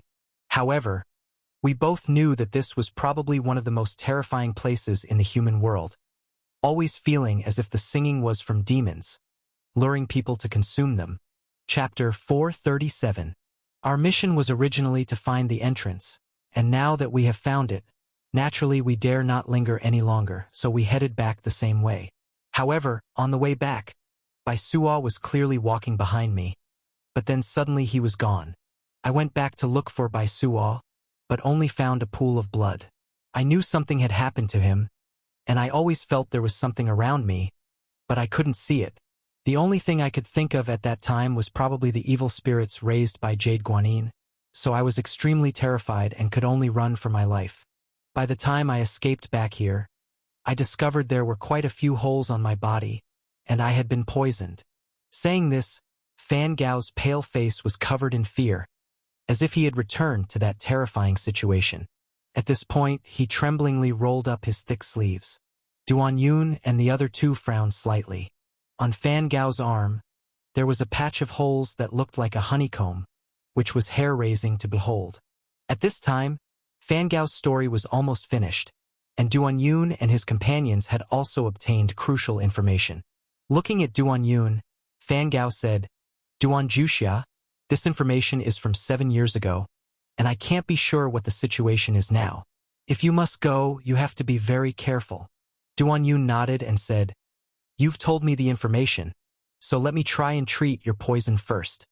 As he spoke, his fingertips sparked with fingertip thunder, while a vortex-like suction appeared in the palm of his hand.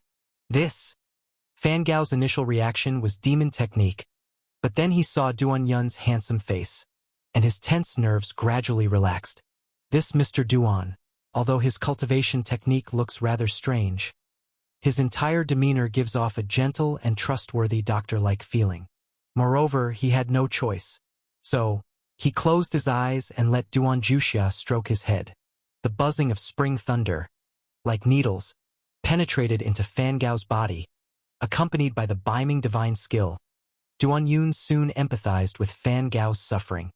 He could feel the pain of being tortured by the poison, and gradually detected where the toxins were concentrated. In the eyes of Feng Linger and Shining, Duan Yun stroked the head to heal. The suction force in his palm grew stronger, and the lightning at his fingertips became more intense. The next instant, the vortex of suction turned into a turquoise color.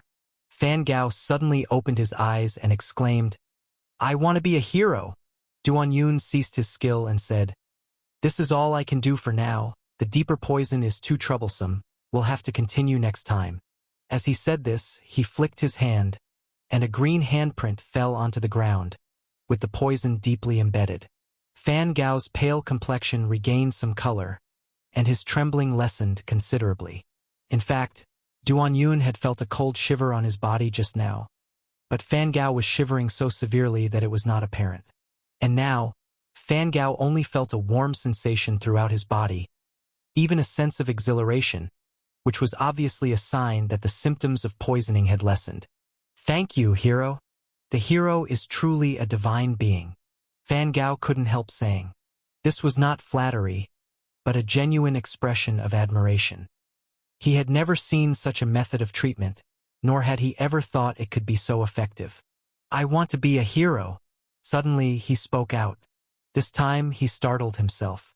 Previously, when he shouted, He was undergoing treatment and did not realize, but now that he did, he found it frightening. This is, Fan Gao said with a look of panic. When I removed the poison, I used the supreme heroic spirit to suppress your energy channels to prevent the poison from spreading. This is normal and it'll be better after one night. If you can't help but want to shout, you may do so discreetly. Duan Yun explained. He did not actually want Fan Gao to shout too loudly, to avoid disturbing the outside and affecting the harmony of the neighborhood.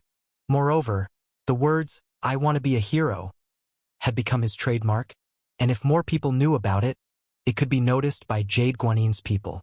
According to Fan Gao, Wuya City might seem to be under the control of the city lord, but in reality, Jade Guanin had already made many arrangements here, and the city lord still had to follow Jade Guanin's orders. Hence, one could see the originally sickly Fan Gao pacing around the room, repeating in a lowered voice, "I want to be a hero. I want to be a hero." The information came quite smoothly, and Duan Yun and his companions rested well in Wuya town for a night, procured some items, and then set off according to the map given by Fan Gao. At such times, carriages were no longer convenient. Because Yellow Jade Island is deep in the desert, carriages are not good for traveling. Duan Yun bought 3 camels and rode out of the city with Feng Linger and Shining. They were originally supposed to head north, but they took a detour to visit Crescent Bay just outside Wuya City. Crescent Bay is an oasis in the desert, famous for its spring water shaped like a crescent moon. The most famous thing here is the grape wine. The rich merchant Guan Qi loved wine and beautiful women, so it was quite normal for him to visit Crescent Bay. Crescent Bay was busier than imagined, with not a few camel caravans coming and going, most of which were in the wine trade. After buying wine in Crescent Bay and having fun for a while, Duan Yun and his 2 companions found a time to leave discreetly towards the west. They were almost certain that no one was following them. The farther west they went, the more distinct the scenery of the Gobi Desert became. Even in the afternoon, the fierce sun blazed, and the wind that blew was scorching hot. Here there was no sign of spring at all. Or rather, such a place never had a spring to begin with. Duan Yun stripped down to just a pair of shorts, while Feng Linger and Shining also changed into light clothing. However, the grape wine they had just bought was indeed sweet and refreshing, providing some relief from thirst. Initially, on the road, they could still see some half-yellow, half-black mud grounds, with grape trellises above them. Chapter 438. As they progressed, all that remained was the wind-driven yellow sand and the coarse stones. Feng Linger took out the compass to check their direction. Since she'd long harbored thoughts of avenging her mother, Feng Linger also knew that Jade Guanin's abode was within the desert, making her the most knowledgeable about the desert among the 3. Of course, her knowledge was only theoretical. She had never actually set foot in the desert. The 3 desert novices rode their camels through the sandstorm, gazing upon the vast expanse of yellow sand, feeling the sheer vastness and cruelty of nature. Yes, this was no place for humans to survive. Even though they were martial arts experts with abundant true qi, they too felt the scorching heat and thirst in the desert, as if they were being barbecued, sizzling on a gigantic iron plate filled with yellow sand. Duan Yun even felt that if he buried a beggar's chicken in the sand here, it might cook through without the need for a fire. All this showed was that martial arts could enhance their physical limits, and while ordinary people would probably die within 2 days of reckless travel in the desert, they could last for 10 days or half a month without much problem. But discomfort is discomfort nonetheless. At dusk, the setting sun was like blood. The sweltering heat of the day seemed to subside at this time, but this was not the case. The wind quickly carried a chill with it. It was as if the wind had split into 2 layers. The upper layer retained the heat of the day, while the lower layer carried a chill as cold as ice. Truly a world of ice and fire. Consequently, a scene soon unfolded where Duan Yun wore thick trousers on his legs, while his upper body was still bare. The wind here was magical indeed. Duan Yun, riding on the camel, could even feel that these 2 layers of wind were divided at the level of his navel. At this time, the camels they had bought for a hefty sum of gold were also exhausted. And the most embarrassing situation that could befall rookie travelers in martial world soon emerged. They were lost. Feng Linger, despite holding the compass and possessing a fair amount of theoretical knowledge, had not led them to their intended destination. The desert was as changeable as her crafted human skin masks. As the evening approached, both Duan Yun and Shun Ying cast doubtful glances her way. Feng Linger couldn't help but explain, "There's something wrong with this compass. I've been suspecting that the seller was a swindler all along." Immediately afterward, she surveyed their surroundings in an expert manner and said, "It's not good to travel at night. We need to find a place to stay overnight and then look for the direction again tomorrow." Subsequently, she professionally arranged the camels in a circle to ward off the sandstorm. However, since they were in the path of the wind, they still ended up with a mouthful of sand. Feng Linger could only pretend to be professional again as she sought a windbreak. At times like these, Feng Linger felt her embarrassment was akin to that of the Murong brothers. In the past, embarrassing situations were the sole domain of the Murong brothers. But then, she suddenly froze, for she saw a boat, a wooden boat, its prow sticking up, thrust into the yellow sand. What was a boat doing in the desert? The dimming light of the evening lent the boat an eerie and mysterious aura, stuck there in the sand. Duan Yun and Shining also came over. Shining excitedly said, "There's a boat over there. It's perfect for shelter." Feng Linger waved her hand with a look of professionalism and said, "Hold on. That's a mirage." A quarter of an hour later, Shining was jumping on the old planks of the boat and turned to Feng Linger. "This is a mirage?" Feng Linger's face turned red, and she said, "Are you deliberately picking on me?" The wind blew even stronger, with sand and dust filling the air. This half-buried wrecked boat provided them a needed shelter from the wind and dust. There was a hole on the side of the boat, resembling the door of a house, where they tied the camels before entering. By this time, both the people and camels were fatigued. The camels had already settled down to rest, and the trio of Duan Yun nestled within the confines of the boat, listening to the howling wind outside, which sounded eerily like ghostly wails. Although Feng Linger experienced quite a few embarrassments today, there was one thing she got right. It was completely unsuitable to travel by night here. Just the blinding sand and dust alone made it impossible to discern any direction. The three hadn't eaten anything, and took out their wine and water to drink. The place was filled with sand, truly making it hard to enjoy any food. The trio of Duan Yun began to close their eyes and rest. The wind kept on howling loudly, as if many people were talking in the wind. However, because they had consumed a lot of energy during the day and drank quite some wine, they all felt quite sleepy. Especially Feng Linger, the expert, despite a mistake or two, had expended a lot of mental energy and soon fell asleep. So did Duan Yun. But not long after he fell asleep, he was nudged awake. Indeed, Shining had nudged him with her buttocks and communicated with lip-reading, "There's someone." Duan Yun immediately became alert. In the dead of the night, in this godforsaken desert where not even birds would defecate, apart from them, there were others? Could these be decent folk? He peered out through the hole in the hull. The winds had lightened, and moonlight was spilling over the sands, creating a cold brilliance. And in that cold moonlight were silhouettes of people. Those people were sliding down the opposite sand dunes. Some of their postures appeared as though they were calling for help, yet without any sound, forming a bizarre and eerie scene. Chapter 439. Heroic spirit spreads. A hero is to kill. The dark figures were sliding down the sand dunes, some seeming to be engulfed, their postures like those of calling for help, yet they emitted no sound. In the desert at night, such a scene truly appeared eerie and terrifying. After all, before leaving Wuya City, they had heard the legends of evil ghosts in the desert. However, young hero Duan, with his heroic spirit, despite being instinctively a bit afraid, did not hesitate much. His figure flickered, and he moved towards the dune. Walking in the desert, it was easy to sink into the sand. Yet at this moment, Duan Yun's figure was like a soaring eagle, both fast and agile. After a couple of rises and falls, he had arrived near those figures.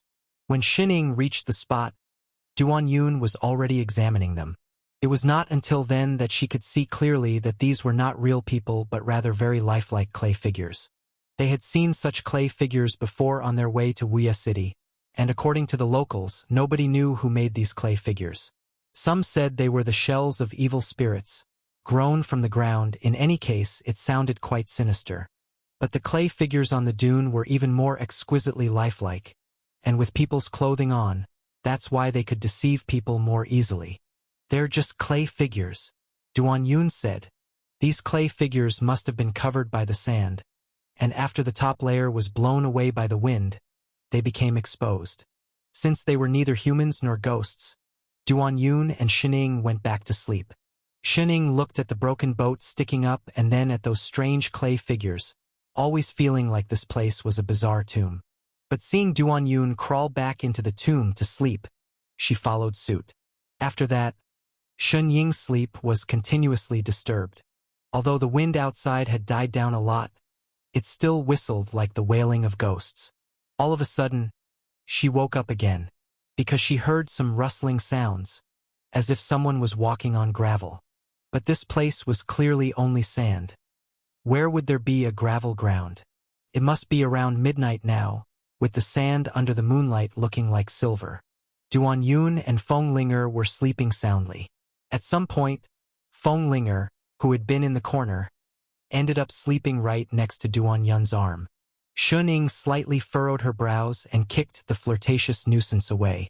Feng Linger, who was in a deep sleep, just wriggled a bit after the kick and continued sleeping.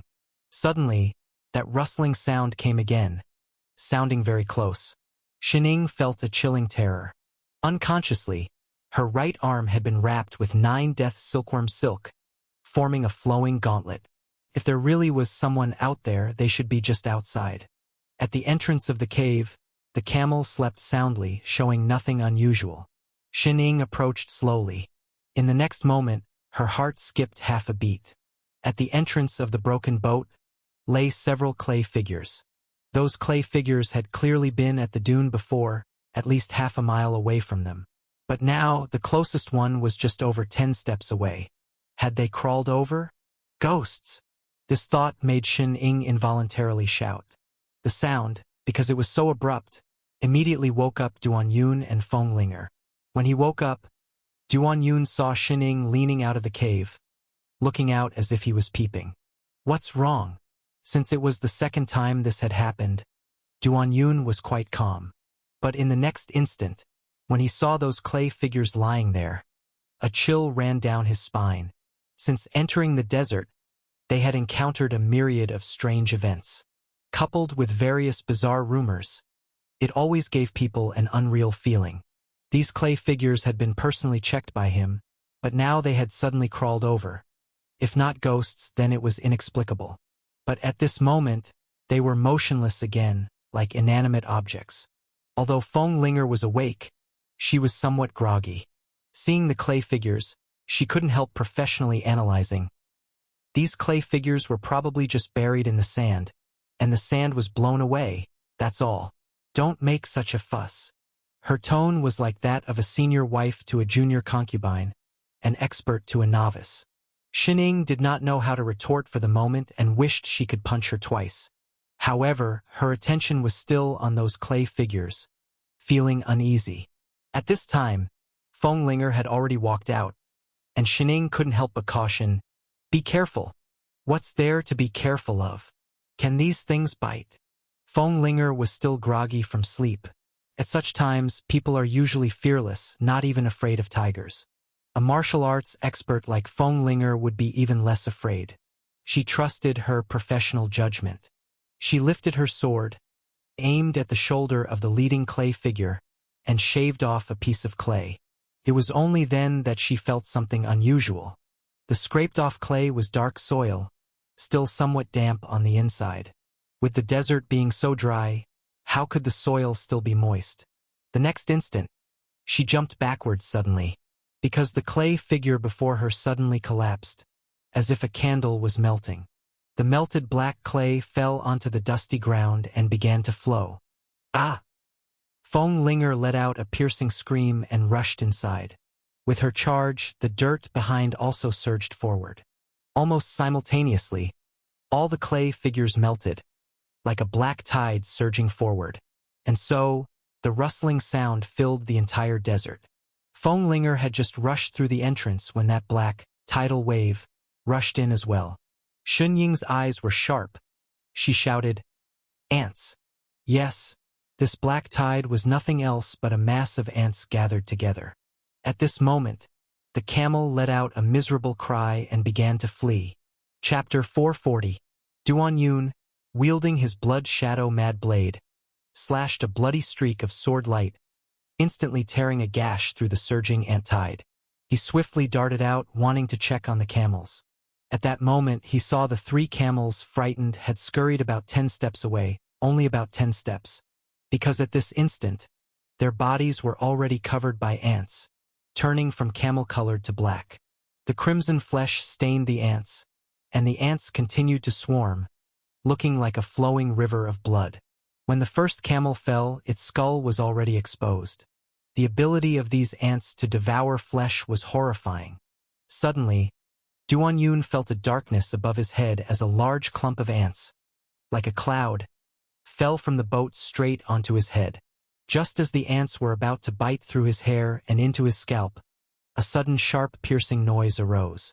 A layer of white, breaking body sword energy erupted from the top of Duan Yun's head and shoulders, stabbing the ants to death. Breaking body sword energy. Simultaneously, he emanated a silk-like sword chi all over his body, including his cheeks, looking like a sword man enveloped in sword chi. This breaking body sword energy, excellent at killing mosquitoes, now proved just as effective against ants. Inside the boat, fist power and sword chi crisscrossed. Shin Ying and Feng Linger each displayed their divine skills, and with the roaring fist power and winding sword chi, slaughtering ants tore the boat apart, much like using cannonballs to swat mosquitoes. Unfortunately, the ants were literally everywhere, seemingly endless, with some seizing the gaps to rush towards Shin Ying and Feng Linger. The next moment, with a boom, Duan Yun landed, standing in front of the 2 women, causing a ripple-like swirl of black breaking body sword energy. Due to frequently slaying mosquitoes, Duan Yun's mastery over manipulating breaking body sword energy had become ever more effortlessly forming rippling circles of energy. Feng Linger and Shin Ying both leapt aside, dodging the rippling sword chi, while the ants on the ground were churned over. These ants were not small, and blood quickly poured out, reeking unbearably. However, the ants were densely packed. Slaughtering one circle, another surged forward in an instant, even gnawing holes through the boat's deck, falling through. Shun Ying swung a furious punch, the ants above with the fist power shooting skyward, shattering into a mix of black and crimson mist. "I've got this! Damn it! Give me back my camel!" In his rage, Duan Yun referred to the camels as horses. That moment, he held a yuxiao in his hands, his sword chi falling like frenzied shadows, the yuxiao emitting sounds, spattering numerous sparks of electricity. Endless electric sword. Duan Yun's endless electric sword excelled in ricocheting and linking, creating wild electricity upon connection. Now, amidst the densely crowded ant swarm, this essentially maximized the features of the endless electric sword. Crack, crack, crack, crack, crack. The electricity linked up wherever the electric sword passed, the sound of electricity nonstop. Groups of ants were electrocuted en masse, bellies turned skywards, emitting a burning stench. For a moment, Duan Yun recaptured the exhilarating feeling from his childhood of frying ants with a lighter.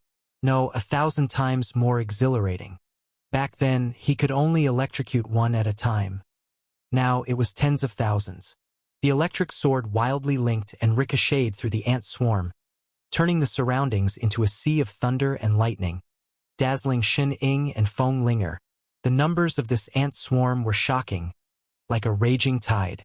Even the large and resilient camels could be devoured in a few breaths' time. It could be said that they were a moving natural disaster in this desert, virtually without natural enemies. But in this moment they met their match. This man, radiating electricity and sword chi, with every move, caused swathes of ants to fall. These ricocheting electric swords were much more efficient than the spread of a plague. In less than the time it takes an incense stick to burn, the once majestic swarm of ants couldn't withstand his continued assault. Midway, the ant swarm felt something was amiss and began to scatter and flee. But young hero Duan, when he acts, always aims to cut off future generations. Thus, the expressions of Fenglinger and Shining were very rich. At first, they were panicked and disgusted by the swarming ants, instinctively repulsed and frightened by such dense creatures. But as soon as Duan Yun's sword light flashed, they breathed a sigh of relief, believing themselves to be safe, and their expressions relaxed considerably. Then came the display of the endless electric sword's divine might, making their eyes dazzle, unable to help squinting. At this moment, they watched wide-eyed, as Duan Yun, having already crushed the ant swarm, surprisingly picked up his sword and chased after them, which seemed a bit foolish. Even the ants have to have their entire families killed? He chased them down for a full 7 miles, killing every remaining ant that still presented some threat, even using sword chi in the east to break open a huge hole in the yellow sand, annihilating all the ants that had fled underground before Duan Yun returned. When he left, the ground was strewn with the charred bodies of ants. Upon his return, the scent of slaughter was even thicker, as if he had walked through mountains of corpses and seas of blood. In the eyes of Shining and Fenglinger, if the lives of ants count as lives, then he was probably now carrying countless ant spirits with him. The entire ant family had been cleanly wiped out, and the cold desert wind was noisy, unable to disperse the stench of the ant corpses for a while. Even though this batch of ants could be said to have been annihilated, young hero Duan was still cursing. Because the desert camels he had paid a heavy price for were all dead. Worse, most of the water bags and alcohol placed on the camels were gone too. In the desert, to prevent evaporation of moisture, both alcohol and water were carried in sheepskin bags. But the ants' corrosive power was extremely strong, having punctured all the sheepskin bags, so the water and alcohol were also lost. Now, they only had the 3 sheepskin bags they carried with them. Of these 3 sheepskin bags, Fenglingers contained less than a third of the alcohol, while Duan Yun and Xinying's only had half left. Who could have anticipated that, on their first night in the desert, they would suffer such heavy losses because of the ants? The 3 began to consider whether to return to Crescent Bay to resupply. Normally, people would definitely go back to resupply because in this desert, such a small amount of water was not enough to survive.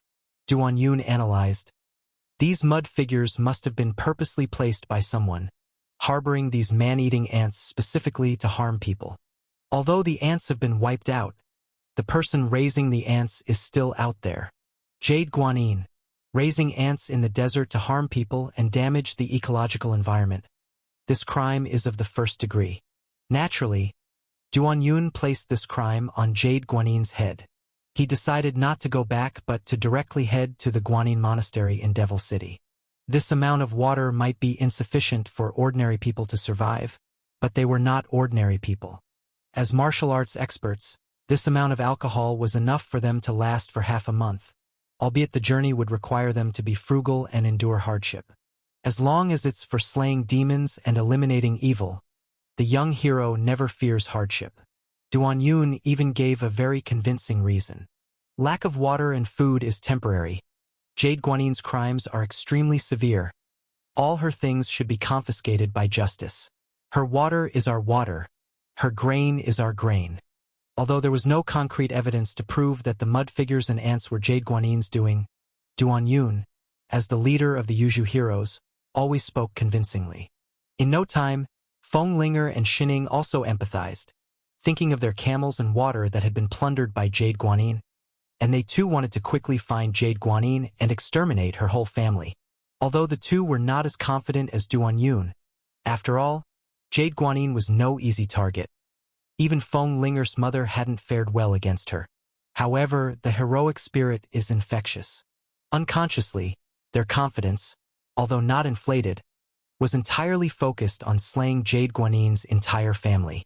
The heroic spirit was intensified, The hero is all about slaying. Just as dawn was breaking, the three heroes from Yuju set out. Despite having lost their camels and most of their alcohol and food, they did not feel the slightest bit defeated. Instead, their morale was high. Heroes by nature are battle-crazed, destined to become ever more fierce the more they fight. Feng Linger was also stimulated. The compass worked, they could determine directions, and she even found a nearly dried-up spring where they barely managed to replenish some water, showing quite the professional handling. On the fourth day, the sandstorm raged. Passing through the pervasive sandstorm, the sky became impeccably blue without a single cloud, and they finally saw the vast expanse of Devil City. Truly a city like a devil. Standing there, just looking at it was incredibly thrilling.